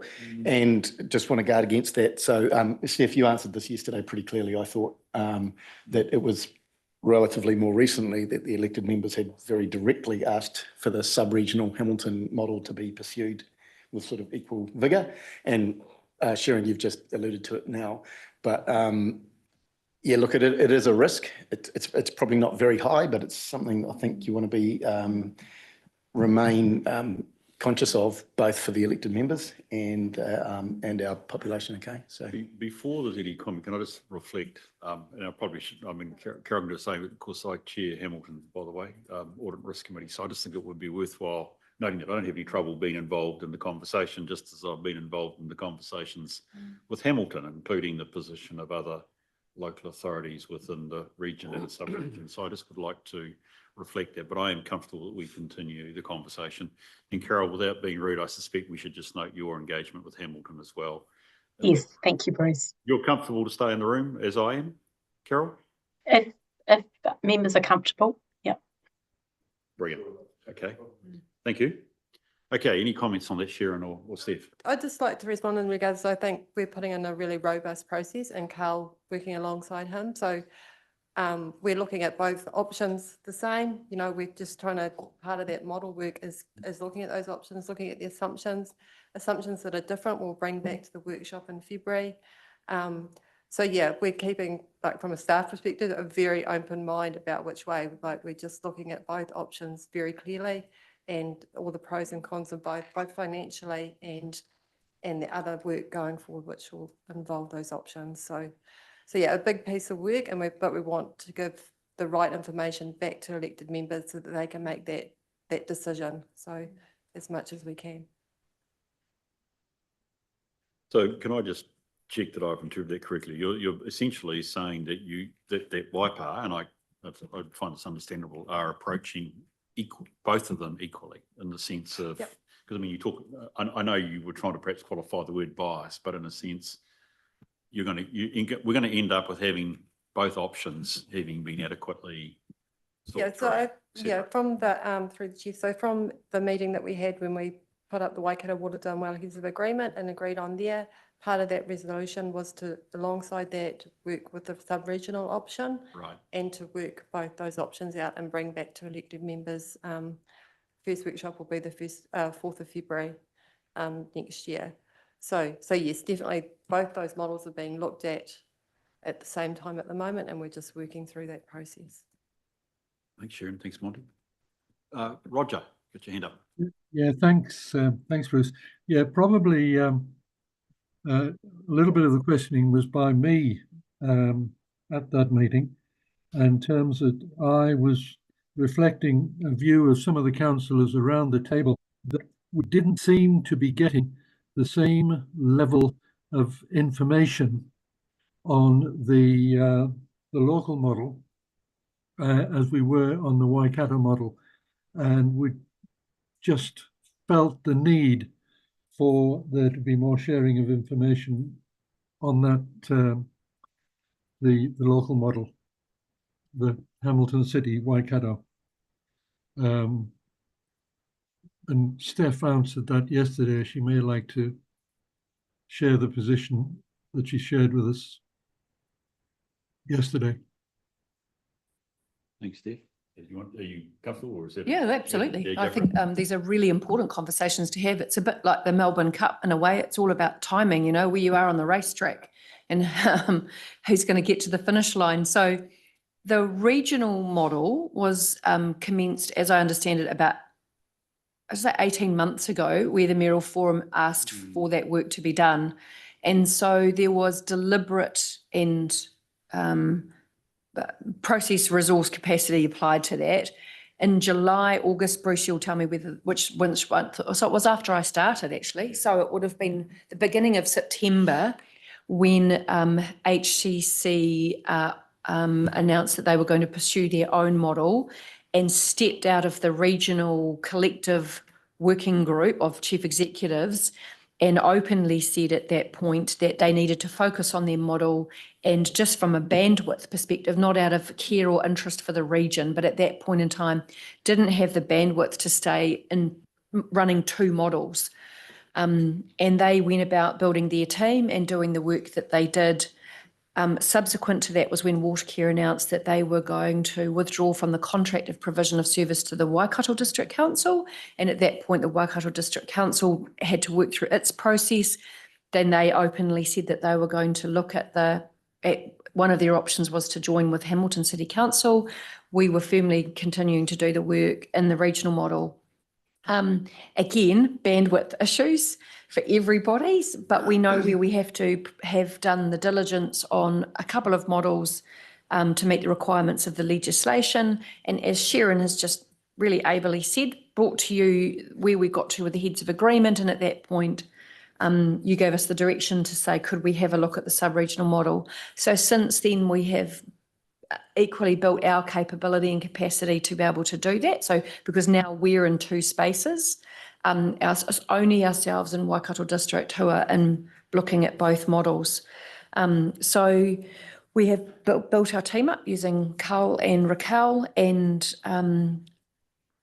have commenced that due diligence of working with Hamilton City Council and Waikato, have had numerous meetings. The introduction has literally been doing that this morning with the teams. The financial modelling is underway to see what that looks like when Waipa is added into that model. So yeah, it's been a timing issue, not a lack of disclosure or to councillors. That information is yet to be developed. The great thing is, though, that the financial modelling, so the team have now got the financial modelling from the regional team.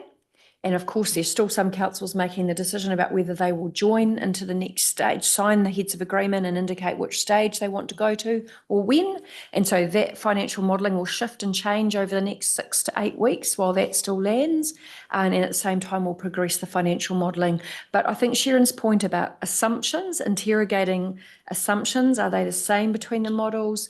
How are we going to rate the success factors and weight the success factors that you have said are important for us as Waipa? All of those things is the work that Sharon said is underway to bring to you on the February the 4th, so we can, as much as possible, bring you apples and apples as opposed to apples and watermelons or something to that effect. So yeah, so that's effectively in real layman's terms, what's happened around that process, and why it might feel a little bit. I can understand the discomfort that you seem to have full disclosure over one and less over another model. And it's literally because that work, has only just commenced. Bruce, if I may just round that out, I got no problems at all with Steph, what or you or Sharon are doing.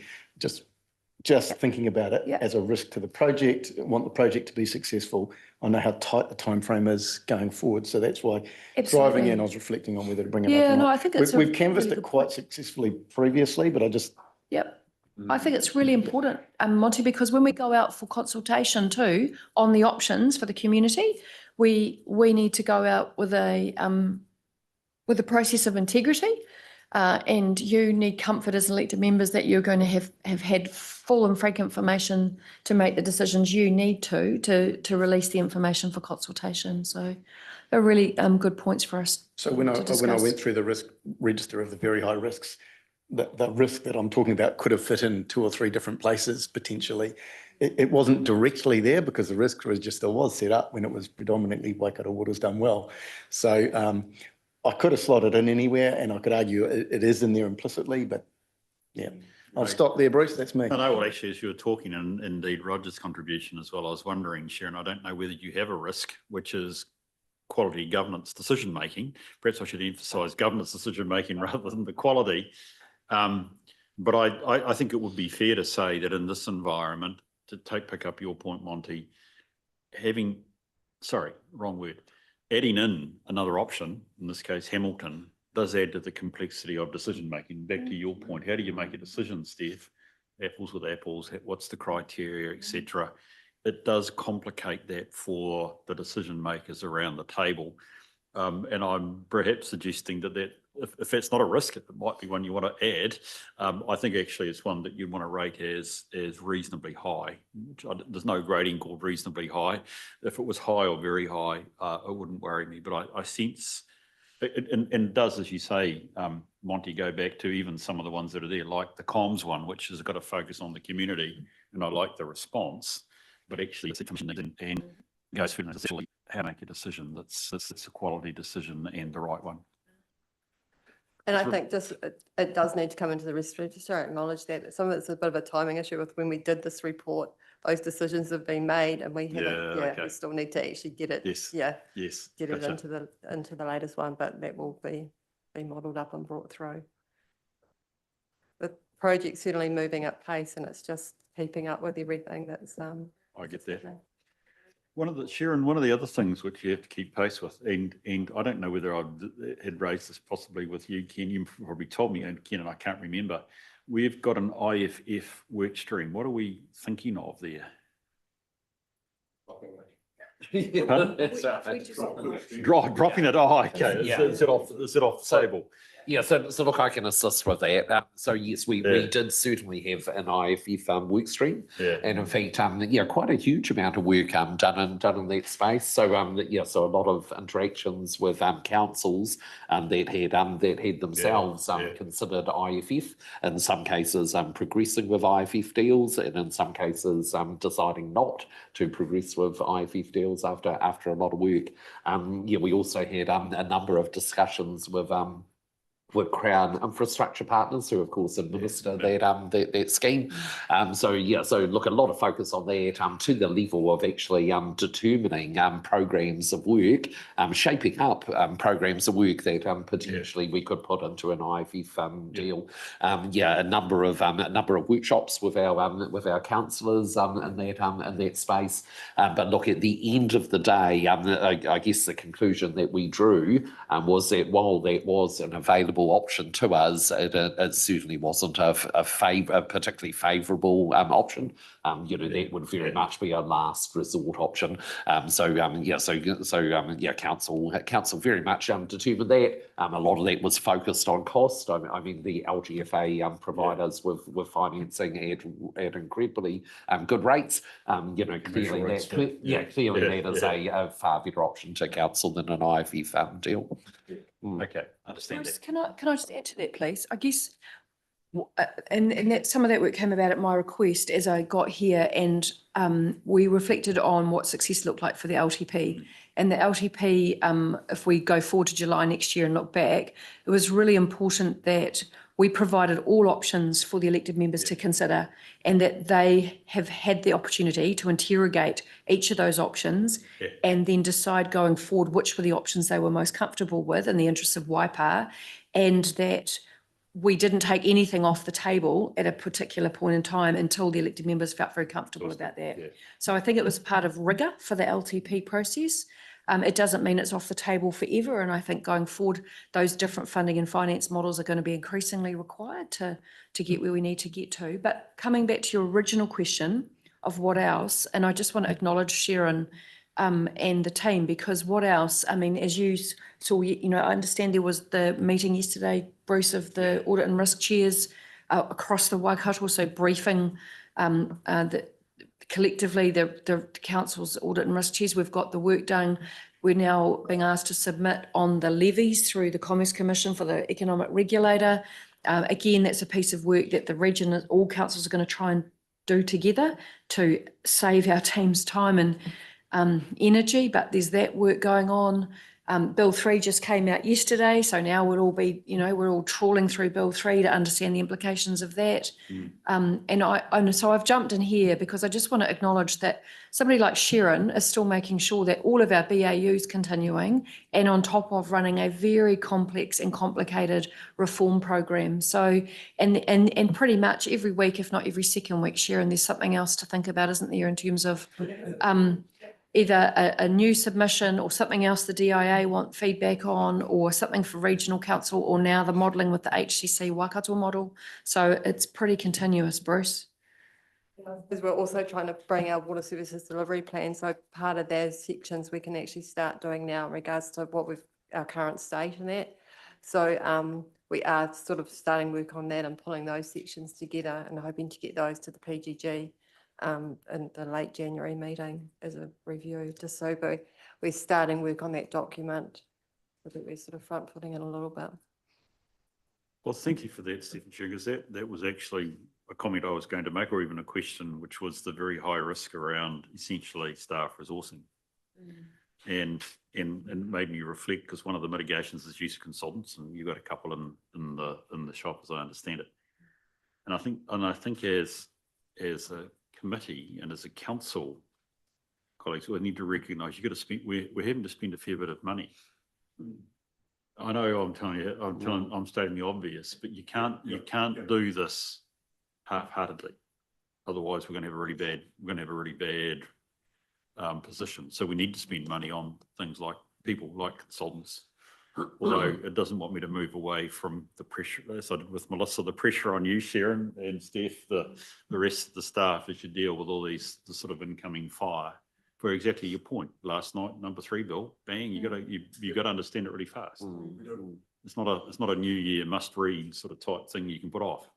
So I get that. So I don't know if there's anything, again, perhaps Steph, if I can again set you up, perhaps we chat about that later on. Perhaps Bruce, just to say a quick word here, I just completely confer with what Steph just said, and I think we have to keep all our options open with the IFF and the IFF. Just have a look what happened in Tauranga. I mean, they've utilised that with their DCs. These are options that we need to keep on the table. That's right. You know, and that's what I'm concurring with. So I think that's a really important issue, and I think that we need to have every option available. We can't just throw things away. So yeah, I'd like, because I think it's too expensive. I honestly believe let's keep all the option open. Just a slight technical question, please, Sharon. It's my final question. You'll be pleased to know, which is around the risk unable to produce clear financial reporting between the LTP constrained budget and the unconstrained budget for the water services delivery plan. Now, I think I understand the unconstrained budget. I certainly got to it when I got into the financial strategy risk. But can you just explain it? Because this becomes an apples and pears thing, an apples with apples thing, which you've already raised today, Steph. Can you just explain for the benefit of the committee and me personally? So for the current modelling that we're doing, we're using the data that we have for the LTP in September with a couple of adjustments, bringing in the additional costs for the Te Awamutu wastewater treatment plant and the wastewater pipe at Cambridge. So those have come in. So we're making sure that that set of data is what we're using in the Waikato Water Done Well. It was what was used in the Martin Jenkins report, and it's what we're going to use when we compare the Hamilton Waikato model as well, so that we're looking at the same.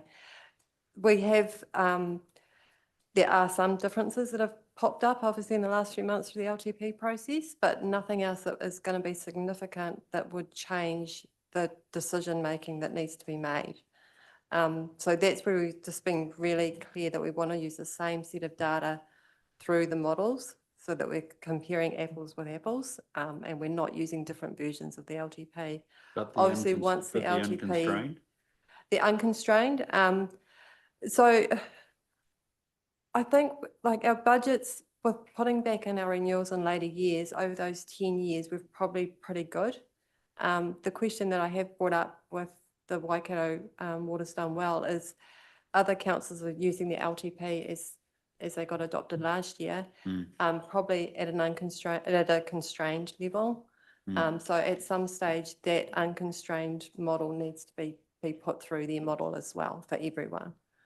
Oh, for everyone, yeah. Yeah, So just remind, the definition of the unconstrained was essentially the old original numbers that were developed under the DIA modelling. Yeah, there's the unconstrained, which was really, really unconstrained, to be fair.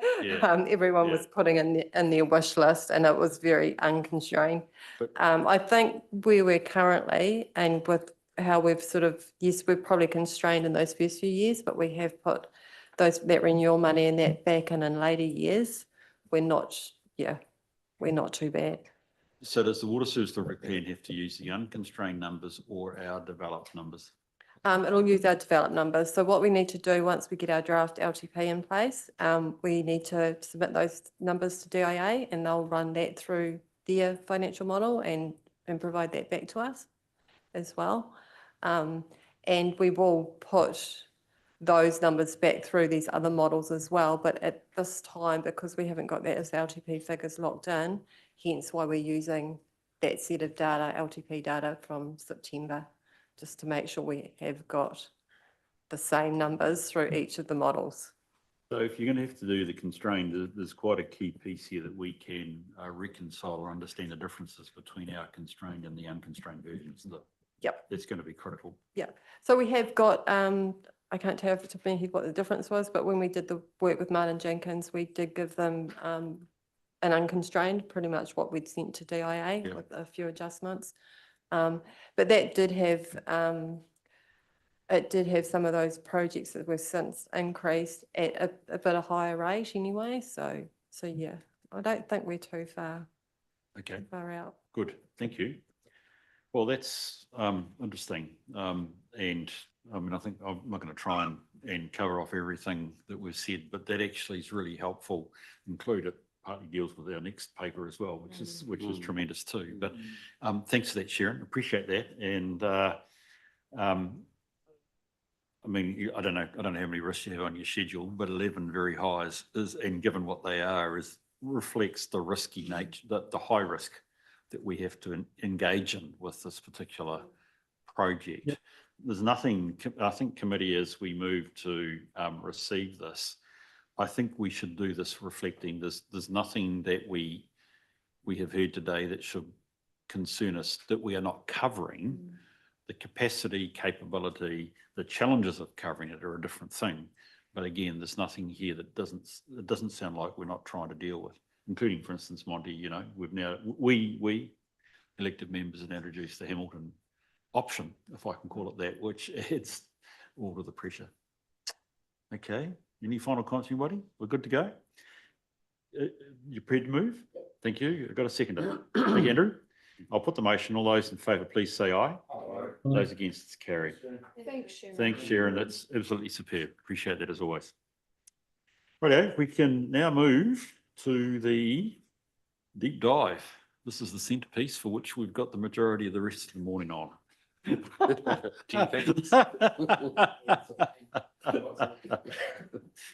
Okay, we're into it. All right. Okay. So look, I'll just stay here if there's no need to move to the presentation table. Okay, that's good. Hey, look, so I just thought I'd start off with some comments, and then I mean, what this is about is obviously opening this up to wider conversation. But perhaps if you could just bear with me in regard to some introductory comments. So Bruce, you reminded us right at the start of this meeting that this is an audit and risk committee, and therefore the discussion on this particular item obviously is not so much focused on the actual financial strategy itself, but obviously on the risks around the financial strategy and affordability. So thank you for that. It is really that is really important, and I think in that regard, therefore crucial that our starting point is the risk description that we developed when we last looked at our top risks, and of course the determined risk appetite. So look, I thought I'd start with those. You can see both of those things set out in italics at the bottom of page 108 of your agenda and the top of page 109 of the agenda. But look, just very quickly, in terms of the risk description for this risk, I think it is really important we start here, and the way that we expressed that back in June when we had our facilitated workshop on this, and then ultimately it came through and was finalised in October, I believe, is that the way we express it, if council does not manage within its financial strategy, including funding and debt level limits and to economic conditions, then council's financial sustainability and the delivery of renewals, service levels and key projects may be significantly impacted. Okay, so I think that kind of is the base expression of the risk. We then go on and say this may be exacerbated if an unforeseen event were to occur and additional funding were required to respond and recover. Okay, so that obviously recognises, hey, we are in a really tight space financially and very little ability to respond to surprises. In conjunction, if finances are not managed prudently and or there are not adequate sources of funding, including planned asset sales, then the risk of rate levels becoming unaffordable for ratepayers and the community increases.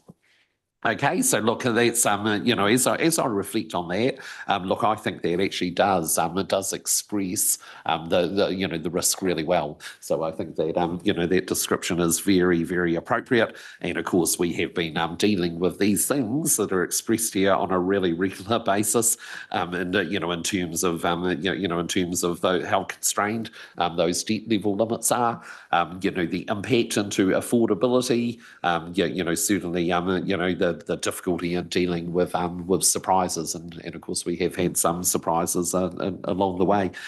So so look, let's kind of lock that in terms of that's the risk description. Let's keep that in mind for this conversation.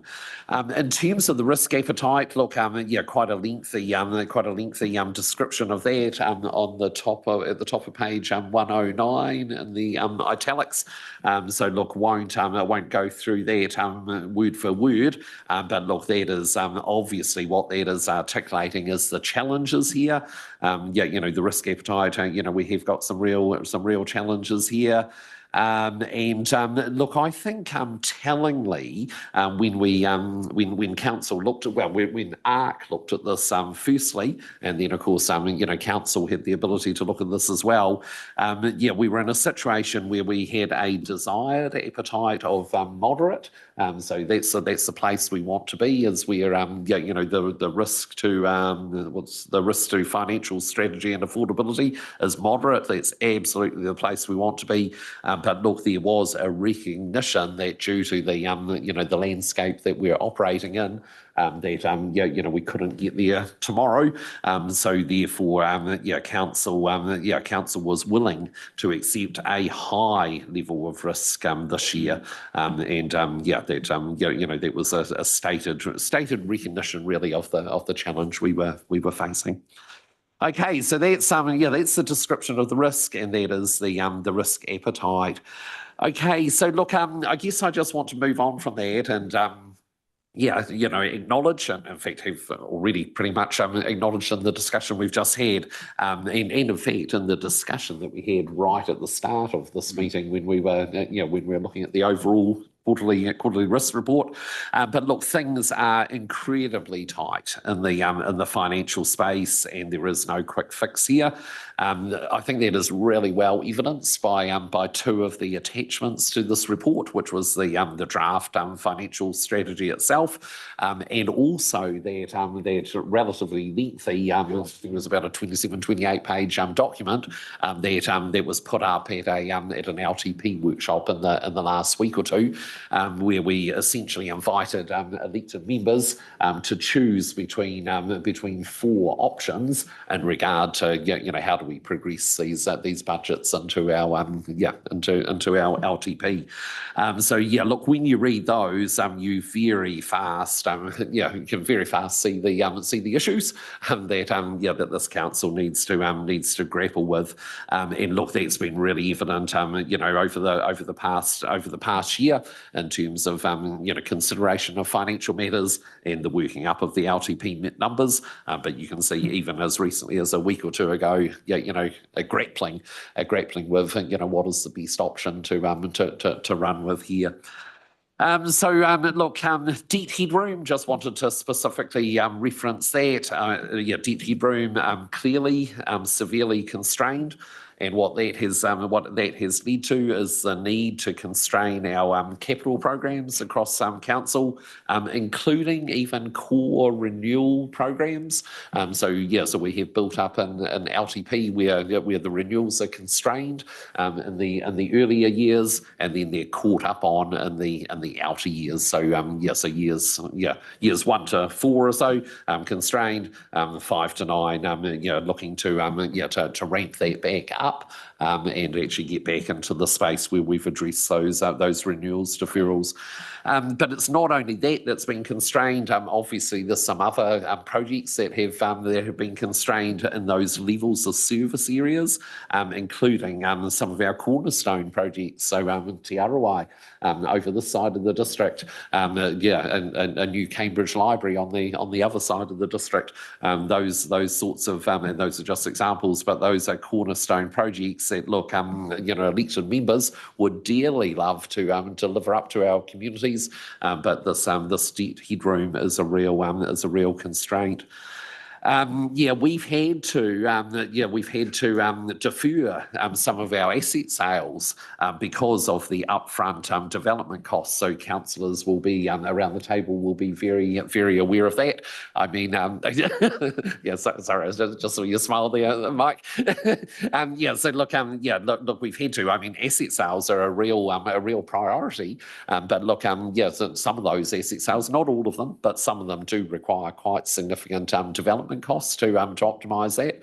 So quite rightly, council landed in a situation, or the Finance and Corporate Committee landed in a situation where actually this probably isn't the time to do this because of that headroom consideration. Okay, so look, the 4 monthly reforecast that we've just had, the October 4 monthly reforecast, look, the impact of the constrained headroom on our capital program was incredibly evident there, wasn't it? The shift out of $50 million or $49.9 million of CapEx program out of the current year into the LTP because otherwise we were going to breach that debt headroom.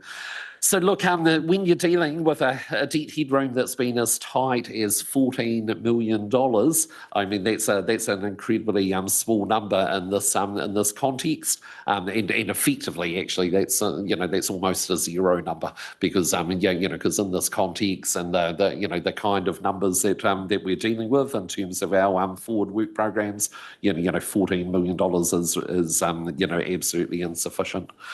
So so look, essentially lost opportunities here, less than optimal capital programs due to this constraint. So so look, in terms of debt headroom, just rounding this out, we need to be in a space where this is not an ongoing issue. Very clear agreement on that. Hence the focus in our financial strategy to fix our balance sheet. What does that fixing the balance sheet mean? So it means us pushing up our revenues to more sustainable levels. It actually means us working really closely, as we described just a little bit earlier in this meeting, working really closely with the LGFA on that bespoke debt covenant that recognises the complexities of the growth environment that we're operating in. What it also means is building a 15% comfort level buffer into our debt headroom limits. Okay, so we're not looking in this financial strategy to be borrowing right up to the limit or right up to within $14 million of the limit. We're looking to actually introduce this comfort level buffer, which means that we limit our debt levels to 85% of what the actual limit is. And obviously as well, in terms of that bespoke covenant, really important to remember that within the financial strategy, there is a commitment to, even though we need a 3.5 times debt covenant upfront and for the early years, that we actually gradually ratchet that back over the 9 years back to a 3 times covenant, because obviously a far better place to be in at that 3 times rather than the 3.5 times. Okay, so that's essentially my comments or my introductory comments on debt headroom. I'm very happy to obviously pick up on those a little bit later.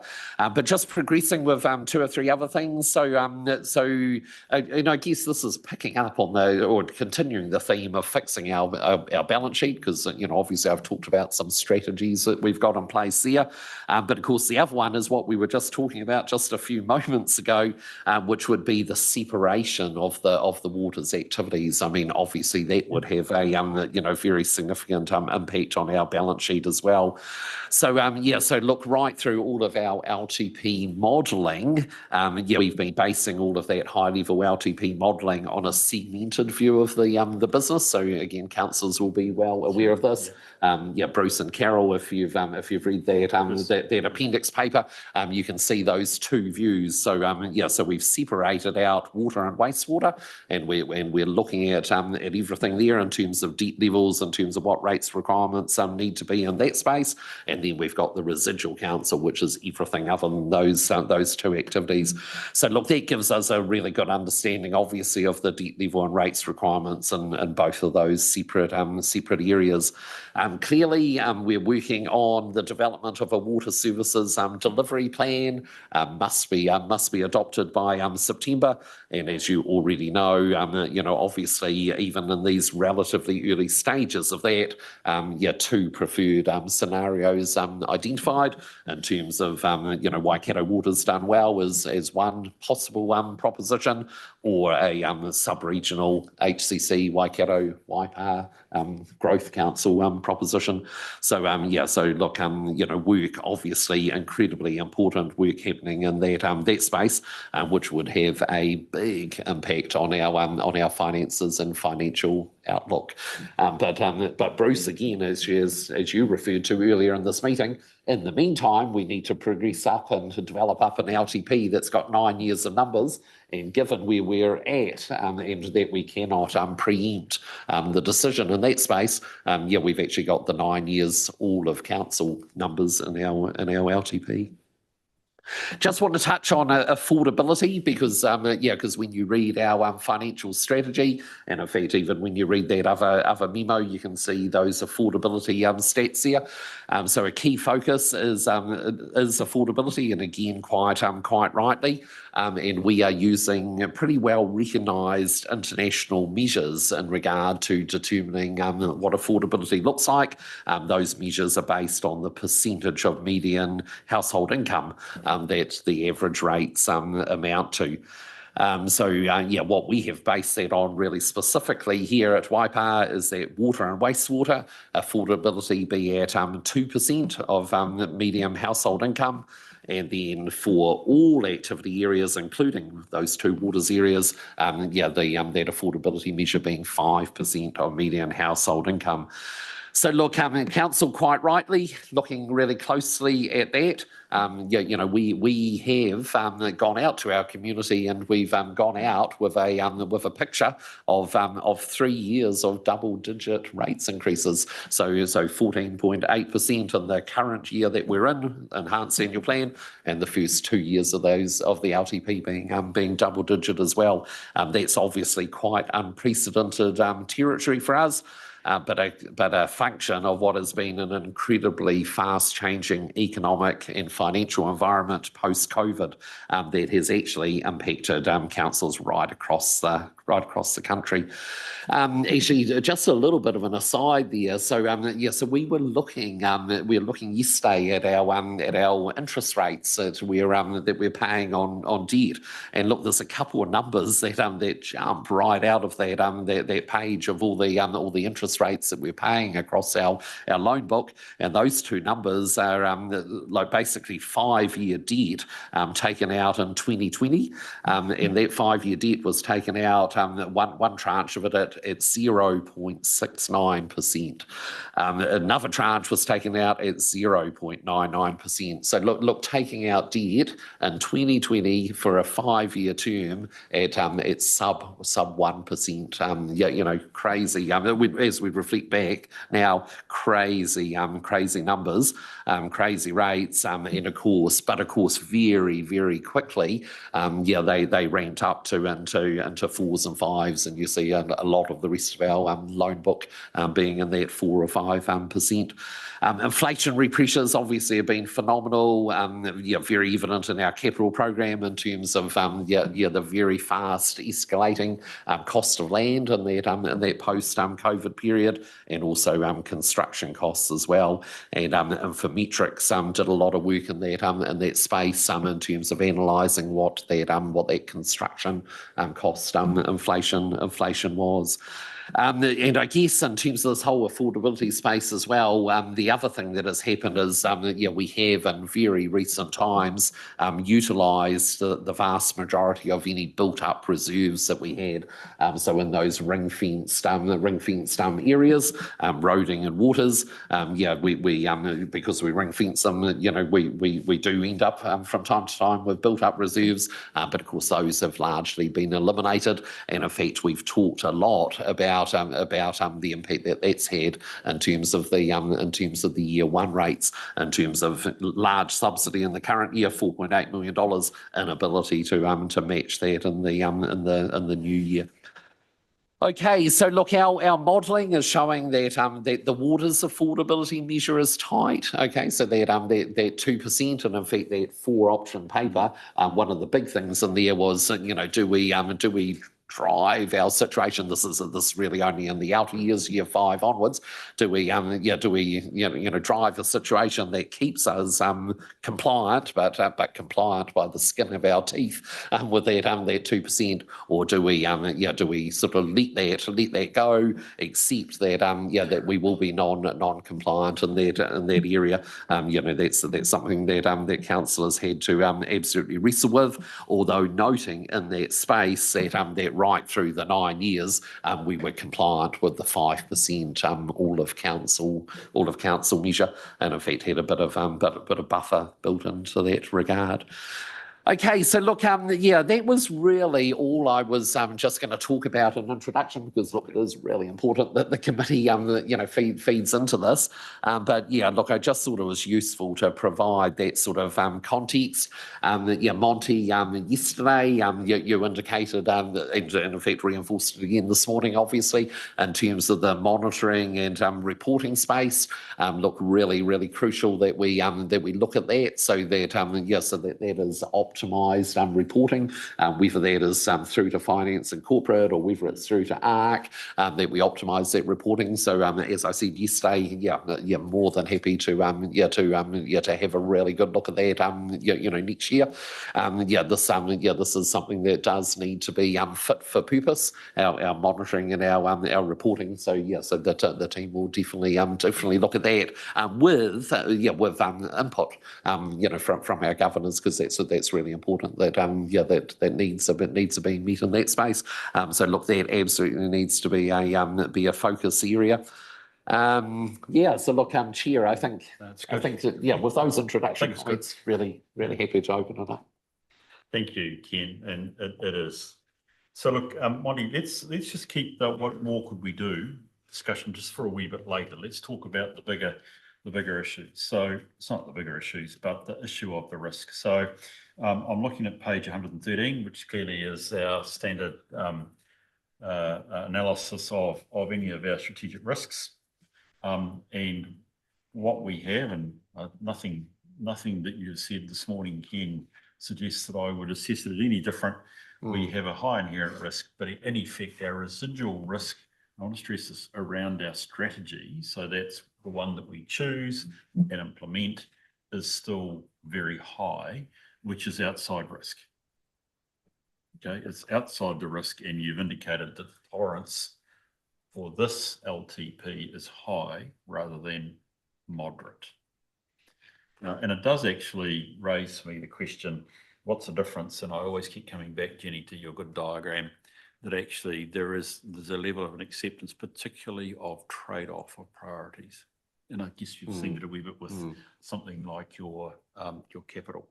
So I'm keen that what we do is when we come out of this session, that we affirm or alter what we see inside this risk. In fact, when alter it, we probably actually have to recommend it to council, because I presume council's in this position at this stage. So I do want to come back to this as part of it, but it may well be you have broader questions, either of a wee bit of understanding, because I'm going to ask one or two, which is more understanding. And I'm sorry, Ken, probably they might be more finance in a yesterday type meeting or previous meetings, but I would like to focus on the risk as well. So folk, do we have questions or comments that you'd like to make at this stage? Right, let me just start off, if that's okay, just so that I can get, and this is well, let me start off actually with the risk table. It says under, you're trying to look at my writing, aren't you, mate, to work out the Oh, no, it's question. just I'm looking looking at my writing to try and work out my question as well.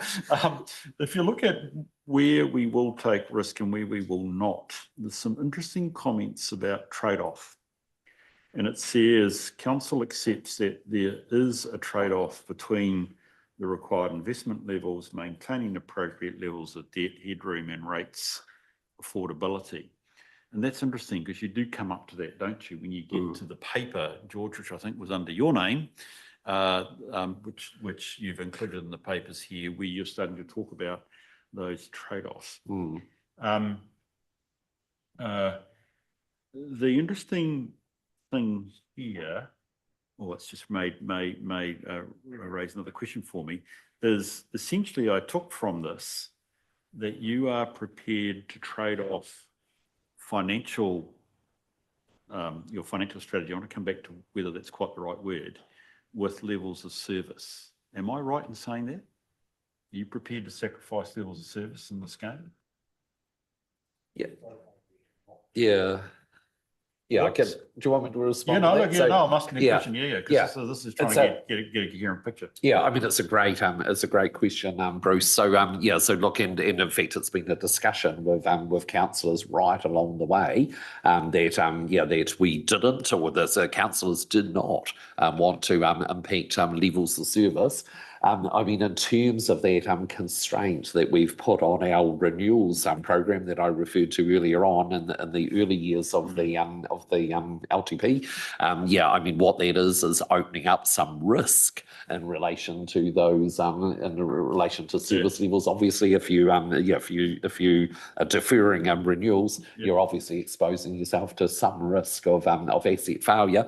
And look, I mean, it was really well articulated by our elected members that those constraints that we put in place largely to remain within our debt headroom were really the limit of their comfort levels. They wouldn't be wanting to see further deferrals in the renewals program. And in fact, we're very, very keen that immediately the situation improved and that actually we could be catching up on those renewals that we should be. So recognising the risks to service levels without actually in reality compromising those service levels. So wanted to continue delivering. I asked that question, Ken, because in the draft financial strategy, we say the financial strategy honours the commitment to ensure we are maintaining current levels of service. Yes. So that really, to me, is saying you're not prepared to trade off on your levels of service. Yes, that's correct. And look, I think that's a really good summation of where we got to with the council, with numerous discussions, albeit appreciating that there is obviously some risk around that. So when we say, sorry, Roger, just one moment. When we say under the risk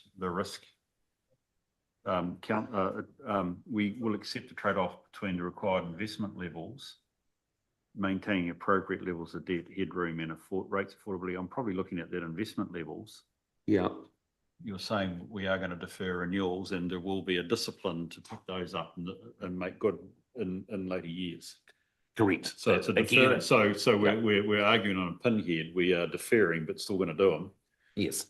Okay. Yeah, again. But it's a risk, you're saying. Again, Chair, a really good summation, but recognising the risk on that. Roger, actually, Carol's got a hand up and then I'll take you, Roger. Oh, no, Carol? no, sorry, I didn't have a question. I was just endorsing what Ken said. Oh, okay. Oh, right. Oh, that was sort of like an amen in a Pentecostal service, was it, Roger? Well done. Oh, hands up now. This is a happy clappy. Okay, good. Gotcha, Carol? Great. It was just really a follow-up around the levels of service because that's a really core deliverable. And in that page where we talk about the constrained investment and growth and enhancements to levels of service. So I read that as being that we weren't improving our levels of service, but that we were still maintaining what we'd already promised. Is that correct? Yeah. Look, again, that's a really good summation, Carol. So lost opportunity here to improve levels of service, but certainly maintaining what we've got, and in fact that is a really key theme coming through this LTP is maintaining what we've got in the first instance. Yeah. Thanks. Just sorry, I suspect it's between me and Carol, but I don't know, hopefully the questions are helpful for members. We say in the strategy, the financial strategy fixes our balance sheet to address previous funding shortfalls. I didn't realise we had previous funding shortfalls, but I'm going to take it as I get a bit worried actually, Ken, about what's happened because I've been around for a while. What are the funding shortfalls? Is that our renewals program or what is it? Or is it not funding depreciation? Yeah. Look, we've always had a focus, Bruce, on obviously balancing the budget and including the funding of depreciation. So this council has had a really strong commitment and focus on that. I guess the situation that we found ourselves in, and particularly when we were shaping up an LTP, is that really it was about sustainability going forward. Our debt levels had got to such an extent. And look, there were some really key drivers there in terms of the development contribution element, the growth related portion of that debt being as high as 57%, which obviously really compromised our debt position. But look, we were in a situation where because of where our debt was and where our revenue levels were, and with this with obviously this covenant provision that actually takes those two things, blends it into a metric that we must comply with. That was the situation that we found ourselves in.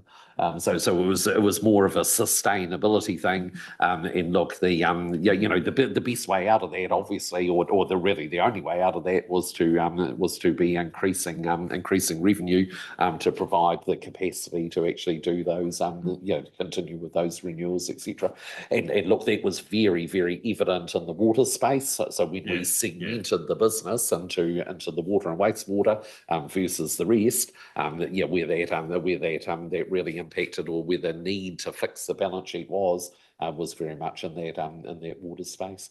And look, I guess the other thing is when you when you think about it, and again something that was identified is that while over recent years, and I'm talking about the last couple of decades, we've been very much actively funding depreciation. So we've been making sure that we're accounting for that depreciation. Of course, we've got assets out there in our networks that are very long time assets. Back to the 60 to 80 year period, where we actually weren't funding depreciation like we are nowadays. Really there's those sorts of legacy issues in the mix as well. So I'm glad you used the word sustainable, Ken, because I actually wonder whether crafting our risk up is the risk of the financial strategy and affordability it didn't quite do it for me. I mean, it's a summary statement actually, but to me, the challenge of our financial strategy, in light of all that I've read here, is how are we a sustainable council? And of course, the question becomes, what is sustainable?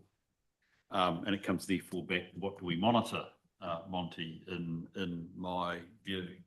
And I think this is where you've used the word sustainable, Ken, in relationship to the balance sheet. our balance sheet isn't strong enough. I mean, if you go to your options, your models, the future forecast you're looking to do, it's not only to do, obviously looking at what you can do, but over time, do your renewals and also pay back debt. Otherwise, all you're doing is just taking your debt up to 350, and where does it ever get paid back? And if I picked it up correctly in the modelling in your paper, George, you also have an eye to repayment of debt. So, sustaining your assets, being able to repay back your debt, starts to talk about the sustainability of Waipa as an entity, for which you then have to fit in affordability clearly as a key element of it. And I just wondered, from my perspective, I look at this and think, are we a sustainable council? That's the role I think you guys have got to protect the organisation. The question then, as I say, is can we find enough revenue? How much can we charge the community through rates? Have we got control of our DC policy so that indeed, not only do we know when the 57% will come in, but actually growth is paying for growth, which is always a question mark when you get a long deferral between the set DC and, in my view, and when you can actually put it under the section 224 or whatever it is. And those are the sorts of things, can we follow through? You've mentioned our asset realisation program. Can you meet those? That's the thing that interests me, is actually even what we have here, is this a sustainable council? I mean, and I think the answer is yes, best view is going forward, it is. But I think our risk characterisation should be really around the sustainability of the council.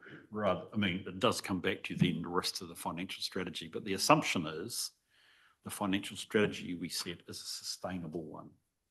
If it's solely about affordable, we end up compromising funding our depreciation or not deciding to rate enough to pay back debt or whatever, So I think the test has to be a wee bit around sustainability.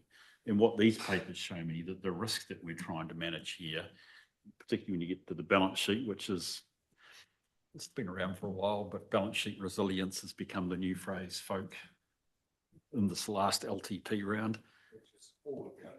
That's right. Yeah, that's right. And have we got our balance sheet in a shape to be able to meet our future stuff? But let's go to the debt. If I've picked up correctly, we're talking about a 15% headroom. I take it to essentially meet the unexpected. Is that correct?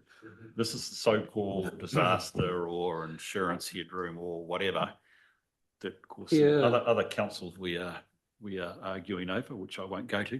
But actually, can you just explain to me the concept behind the headroom? Yeah. So look, it's a comfort level in regard to that headroom. The comfort level. So, What does that mean? Yeah. What are we going to be comfortable for? Yeah, it's a comfort level. So I mean, a couple of things. So you've certainly picked up on the element of surprise and the potential obviously for some sort of natural disaster that actually could change the mix quite considerably.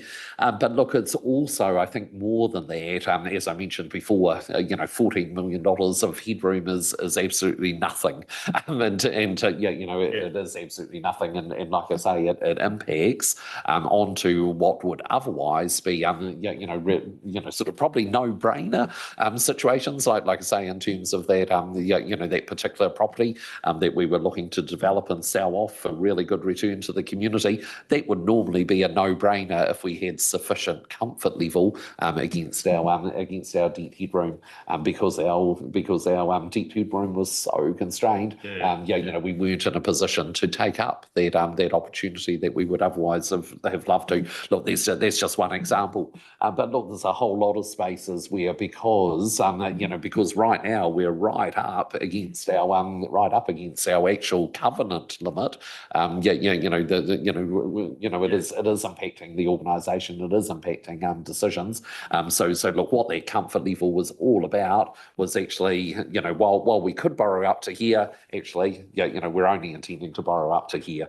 So we're creating a good buffer that would certainly eliminate a lot of pressure, allow some opportunities to be taken up, as well as the ability to deal with a surprise that we are incredibly constrained in our ability to deal with surprises at the moment. So remind me of our insurance arrangements here, Ken. What's 40% of our sort of maximum probable loss? Oh, so Bruce, look, I don't have that. So I'm trying to catch it. I don't have that off the top of my head. I'm just trying to get to the traditional model. Yes, yeah, That the headroom is to meet actually disaster. yes, In particular, I mean, I get the point about comfort and if you've got a Yes. chance, particularly in a growth council, to buy a property, develop a property, that's cool. Yeah. But it comes back to also traditionally in local government, our insurance yes, strategy. yeah. For which and I'm trying to, I can't, Yeah. I should be able to remember So- as well. What is the insurance cover we have for 40%? Yes. But actually the view being that to have headspace or headroom, I mean, this is the Wellington argument, if I can mention Yes. that. Headroom in your debt capacity, it meets or contributes to having to do the 40% contribution Yeah. that would have, Yeah. which therefore gets you to what is your maximum probable loss? Yes, yeah. Well, yeah, if I can put it that way. Yeah. So that's all I'm Yes, yeah, asking. yeah, yeah. Have we thought about the debt headroom from that angle? Perhaps it's sufficient to leave it there as a question. Yeah, so look, Bruce, our insurance strategy is largely that we believe that we are insured sufficiently to cover maximum probable loss on the basis that as long as we're covered in terms of 40% of that maximum probable loss, the Crown will step in as they have in many other instances with the 60%. The deal with the Crown is they'll swing in with the 60% as long as the council is well covered with the 40. And our philosophy, or certainly our strategy to date, has been to fully insure in that space. So in some ways, we are actually not relying on our balance sheet to help us out in that space. We believe that we've got other provisions that are in place, but there's timings that we're dealing with immediately, and then that gets recovered over time, obviously from insurance payouts and from Crown contributions. So in that sense, debt headroom is very important. So that's all so that's all I was trying to do. So look, I don't want to over-egg it. We're just about out of time. I don't know where you got to with your paper, by the way, but I noticed option 2 was, I think, the recommendation in terms of the modelling. Just reflect for me, the modelling, this is back to a wee bit of Sharon's presentation. Our modelling is based on 350, not 280. That's correct. Yeah, correct. And obviously we do have to now start to test out 2 waters. Just reflect for me, what can we assume in this modelling about the debt associated with 2 waters? Yeah. So look, I can help out from a debt perspective. Is that Yeah. That's also within the overall envelope of 350, or No. You've gone to 5. You've gone to 5. Exactly. So what is embedded in this model, and in fact, I'm pretty sure it's referred to in the financial strategy, is that we're getting our waters. So in terms of the rates increases that are in this profile, in that 2 water space, water and wastewater, we're basically basing those rates on a situation where we get within the 5 times covenant, on the basis that the expectation is that that this water's activity will go off into a separate entity of whatever form it is, that would have a 5%. We send off the right amount of debt. It's really what you're telling me. Correct. Okay, gotcha. That's what I thought would be the case. Okay, that's interesting. Well, let's go back to the, unless any more, look, it's been 20 minutes worth of clarifying things for me, and I'm sorry, people, but it's been. I just wanted to point out one thing to you, Bruce, that the debt headroom in our preferred option, you'll note that we're breaching our 15% comfort level in 4 of the first 5 years.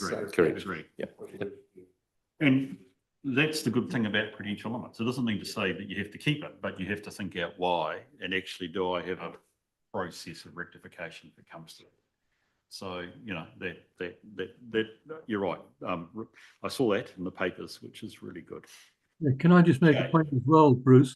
That Yes, when Roger. looking at the debt headroom, it's not just natural disasters that come into consideration, because there have been a number of occasions where we've looked at impact of delay in performance on capital projects that could well impact that debt headroom considerably in, say, 3-4 million. And so it doesn't take much for the current level of 17 million to reduce very, very quickly. And that gets me really close then to page 114 and your question, Monty, about what is it that we monitor. So to be honest, I was trying to think through here, and it's not necessarily, by the way, Jenny and George, that there's any problem. In fact, I think what you've got here is right. I was actually thinking, was it enough? And I don't know whether what I would add to this would or wouldn't reduce the risk, other than it does mean that I think the financial strategy, you know, needs to be monitored, and there's an argument about whether it's a finance committee or here. I mean, I think we just be worried about the high level. I'm interested to know so if I go to the key risk indicators, in a sense, this is monitoring, Mike. What would you add to the monitoring? I was zoning in on the significant. Microphone, please. Sorry. Yep, I was page 114, significant planned additional actions to lower the residual risk, okay? Yep. And the second one of them is continual improvement in management practices, including financial management, okay? So that's what I was zoning in on. So, and look, I don't know the answer, and I'm not going to tell management how to do their job, but I have just observed over the year too often the organisation scrambling in response to financial forecasts, whether they be, well, they're always about debt headroom. And the organisation gets forced into this scramble to comply with debt headroom, debt covenant, okay? Yep. And it seems to me that an organisation this close to the wind needs to step up its monitoring game so that scramble isn't happening all the time. Yeah. And so it's particularly around, you know, the 4-month reforecast that led to a massive scramble, which organisation-wide they had to, the forecast gets done, okay, there's problem. The response is a pretty crazy scramble over a couple of weeks. And it strikes me, okay, when you're this close to the wind, you can't be doing that. So we've got to look at what we can do to sort of tune up the monitoring and reporting. Now, this has been alluded to. Management have said that that the full reforecast is kind of not viable to keep doing that, and I get that because it's so resource hungry. But there has been suggestions about sort of more smaller but more not reactive. What's the word I'm looking for? More timely kind of assessments of what's going on, so that you're finding out earlier rather than later that there's a problem. And so we definitely feel it at the elected member table that it comes quite late by the time you know you've got a problem. And that probably indicates to me it's coming quite late to the organisation too. So the sort of things I'd be thinking about, and it'd be just tuning up the financial reporting as much as possible around the key revenue streams, including DCs, and particularly the CapEx program. Because when you've got a CapEx program this big, and engineers are running it, it's got to be really timely when they're sensing, thinking, hearing about variations coming through, because these are multi-million-dollar variations that come through. When you've got 14 million of headroom and you're doing a $140, $150 million CapEx program, it's nothing. I mean, you're down to nothing. On the assumption there's adequate contingencies in the approved program. Yeah, okay. But you never get them back, do you? So that's the question I'm asking. What can the organisation do without making a truckload more work, because we're so resource constrained, to really tune up the financial monitoring, particularly monitoring and reporting so that the organisation can be in a much better position to react without sort of a mad scramble every 4 months. Okay. So can I break that down then? You've raised two matters. One, the first matter is what is monitored, and the second one is timing. And the two are related because timing tends to be a sacrifice. Sorry, wrong word. Trade-off at times in quality. Okay, and we all know that. You know, if you want the monthly results five working days after the end of the month, they won't have the same accuracy generally as if you do it in 10. But it could well be that the 5 days on the 80-20 rule is absolutely sufficient to be able to monitor. So there's that element, but the first question is actually what do we monitor? Carol, I'm just going, given you're my resident CFO from another organisation, I'm just wondering whether you have any sort of thoughts or views on this.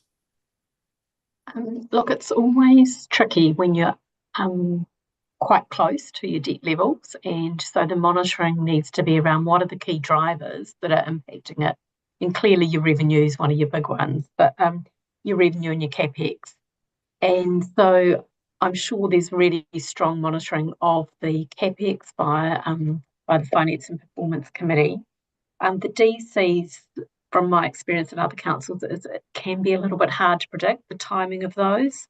So then it's about what are the things that are within your control that you can be monitoring and influencing and early influencing when you can. But I'm imagining, Ken, it would be monthly reporting up of the financial results up to the committees. Yes, there is. Monthly reporting to F&C, the Finance and Corporate Committee, and then on a 4-monthly and 8-monthly basis, a much more comprehensive report. And actually, I believe in the last couple of days, we've shared our latest version of that 4-monthly report with the two of you. Yep. Yeah. And that's, so the forecasting is done at that frequency, the 4 and the 8, yes. Yeah. Look, so there is forecasting outside of that on a more regular basis, but I guess the catch-all in terms of the reforecasting or the really comprehensive process is at the 4-monthly and 8-monthly intervals. Yeah, but we do recognise budget changes as they as they arise. We do recognise those in our system. Yeah. Can I come in with a comment there? Go for it, Roger. Yeah.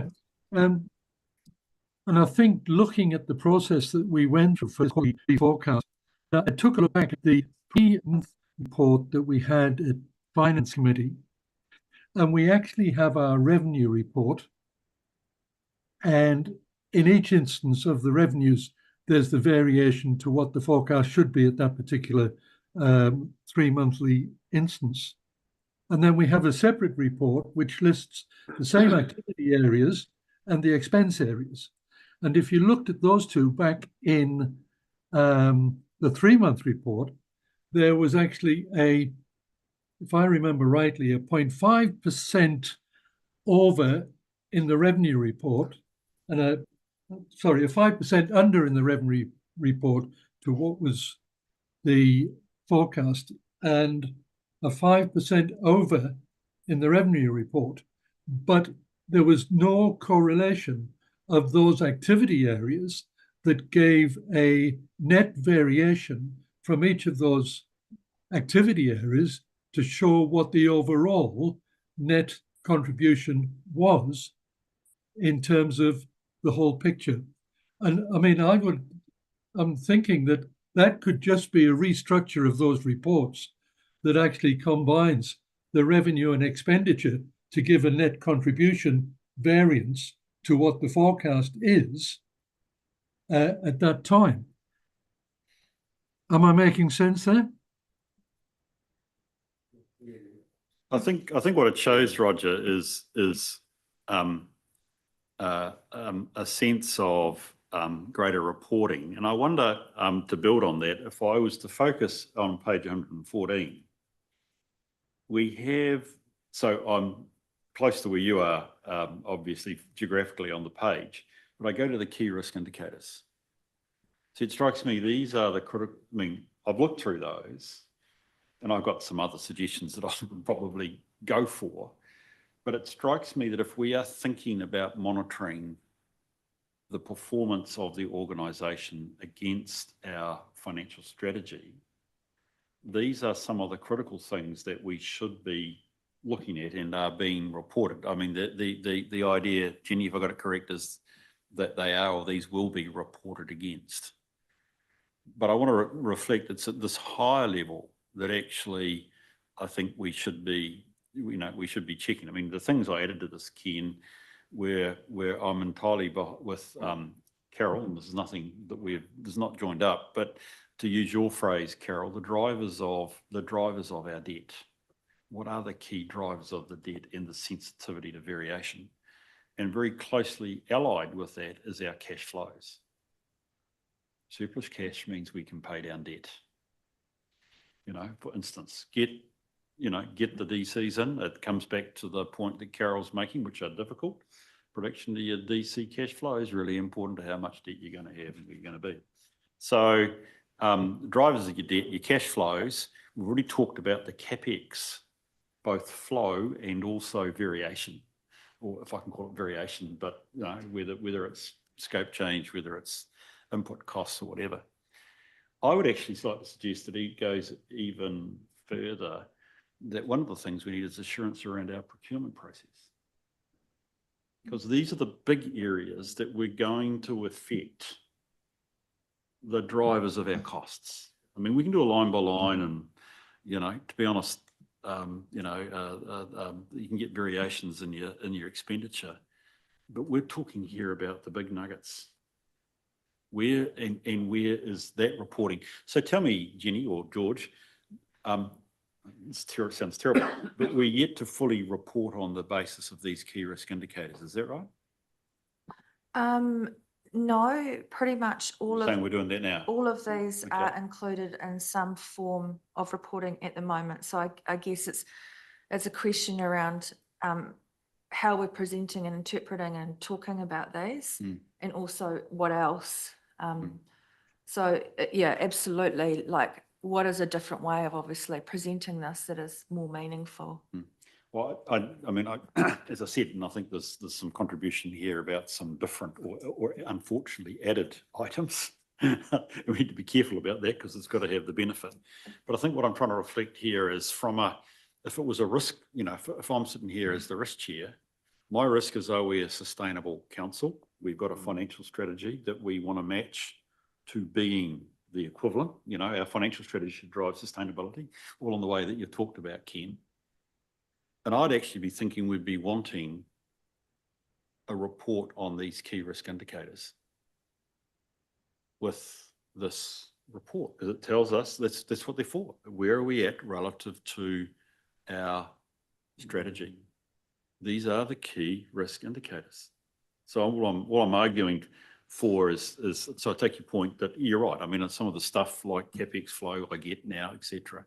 But we need to integrate it into, does this mean that we are on or off target with our financial strategy? Because I think the point you're making, Mike, is quarterly we need to know. Well, okay, with some sensitive, but I mean, if we're thinking strategically at this sort of level, because we're not going to meet more than quarterly, Andrew, you might want something different at a finance committee. I mean, in fact, you do need something different. You need to be doing the line by line stuff. But to manage this risk, it's the integrated view that we need to know. Because I mean, this is not being critical, but Sharon coming and talking about CapEx as a one-off paper is great. But unless we pin that into where we're at with our financial strategy, with our debt position, etc., we're missing a whole bunch of context. And we're making a bunch of assumptions that actually, if we deliver 100% of our CapEx, we're on our financial strategy. I mean, we probably are, but I just, but at what cost? Can I sort of go back a little bit? Go for it. Firstly, just clarity regarding DCs. I mean, my understanding is that the incoming DCs are not income in terms of our debt covenant. Yeah, that's correct. We cannot Okay.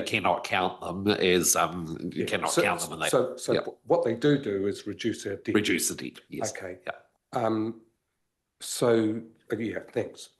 That was my understanding. I just wanted to be clear. So, you know, talking at a more granular level, so our debt headroom is very sensitive to income, whether it's 2.8 or 3.5, it's still very sensitive.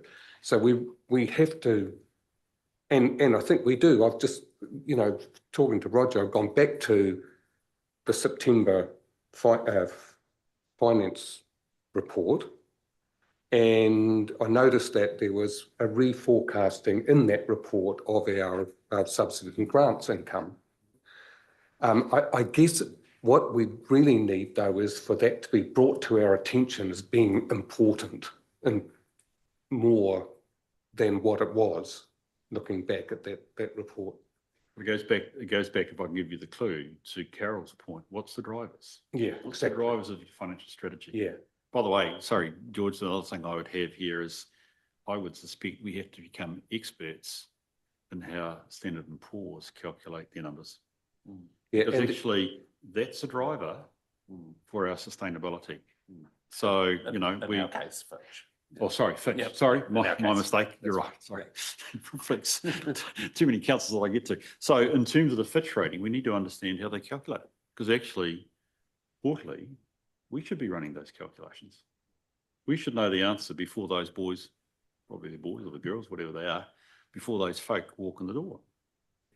And the other thing, like CapEx, Yeah. you know, you said flow and, I don't know, dollar amount, I suppose. To me, flow is the one where the big fluctuations can occur quite easily. My sense is that in terms of the actual quantities, our guys are on top of it pretty well. It's not, I mean, you do get the odd one, and one yesterday was presented with a potential to be substantially you know, over but that's pretty rare. It still should be, when it happens, we need to know as quickly as possible. That's the critical amount, and be really sensitive as to flow. I mean, one of the reasons we got a surprise with this 4-month report was our CapEx program was well on target, more than ever. It was being delivered brilliantly, and yeah. So okay, look, I'm going to draw. I think this has been helpful. At least I hope it's been helpful, George and Jenny. I'm looking your way a wee bit because I think there is. Hopefully, we've given you some food for thought, and I wonder if I could just categorise that. So one is, and you know, I won't go on a ditch over this. Well, I might actually go on a ditch over this, even though it's a summary of the broader risks that you read out well at the start of your presentation. You can see that I'm arguing for a focus around the simple word sustainability. And that's a future-focused word, not an existing word. It's actually the decisions we're making today, keeping and making certain that we're sustainable into the future, number one. Number two, we've had a big excursion now into where you are with your LTP and can understand some of the components of your current thinking, which comes back into, and there's nothing I've heard that doesn't talk about sustainability, by the way, because what actually falls out of it is obviously your strategy. So that gets us back into our risk statement here, which is sorry, I want to come back to another point, which gets us into the second page, which is around what actually do we receive as a report to be monitoring and managing this risk. And I think we're saying we can't change the settings because the settings, they are what they are. And I think you're doing a great job in the context of the very high, is it very high, sorry? Yeah, the very high position that we're in at the moment. But we're actually saying there's more that we could see, and that would help both the organisation plus us as governance in the way that we've talked about. So there's a bit of synthesis there, George and Jenny, that we might need to think through. Just what's come out of this discussion? Does it actually, you know, what would it cost to develop it? All measurements take cost, but if they're the right measurements that help us understand best our march towards being sustainable, that's going to be pretty important, I would have thought. That's the main change, I think, that we're saying from this risk perspective, from what we could do more of, that probably, certainly it's everybody as a committee is latched onto. I know there are on the second page other mitigations and controls, but that seems to be the key one that's influencing our thinking at the moment. Would that be right? Groovy. Okay. So I think that's been really helpful. Ken and team, thank you for giving me and Carol at the very least, because you guys are a bit close to this, an insight to the whole financial planning aspect. And I can see where you're at and understand that. And so if there's any questions, it's helped along the way. I hope that's good. Can we just look at the resolution then, please, which is that we find it first would be a good story. Page 108. Yep, I got it. Which is, Ken, all we do is receive your report. Again, very, very unkind on good work from the team. Yes, Andrew. Just very briefly before we do that, page 114, the targets. So the targets we have there in the second box are not our current targets. So I'm not saying these are wrong, because how often do we adjust them to what we? Oh, you mean the main target? Sorry, So the column to the right of high.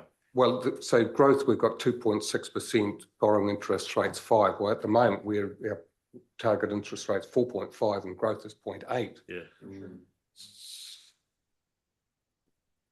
I just need to double check, but I think the current ones are reflected in the actual reporting itself, but we may not have updated this document. So we'll just need to double check that. Yeah. I mean, logically, once the financial strategy is set through the long-term plan, they're going to be the ones that will be populated in here. Yeah. So look, I can confirm that they come through monthly, and the and even see the actuals against the target. Yeah. And I think, so the other thing, just thinking of your committee, Andrew, I think it correlates with this as we've talked about more information, there is a question about not something for this committee, but for your committee, about information. The timing one, sorry, let's not lose the timing issue, is the other thing that is a matter which needs to be thought through and addressed as a risk mitigation. Okay, so in moving the motion, which I will do, and I'll look for a seconder if I can get one. Thank you. Andrew, we're affirming this. We've got the addition of I won't go back over it, stuff that we've talked about in terms of reporting, and perhaps even a wee bit around the characterising the risk. But essentially, we're recognising in that top right-hand box, we're sitting at a very high level. You keep telling me about debt levels. I've got that.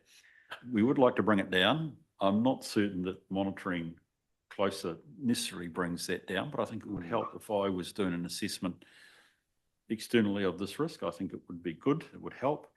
And it also just reflects the tough situation that like all growth councils were at the moment. Okay, so I've got a motion to receive it. That's mine, along with Andrew seconding it. I'll put the motion. All those in favour, please say aye. All those against? It's carried. Thank you very much. Thanks for that, Ken. I can't express how much I am grateful for that. Thank you. Right, we need to move into PX for the final part of the session. And we have the resolution sitting there. I think there are good reasons to go. So I'll move from the chair that we move into PX. Do I have a second, please? Thanks, Lou. Any discussion on the motion?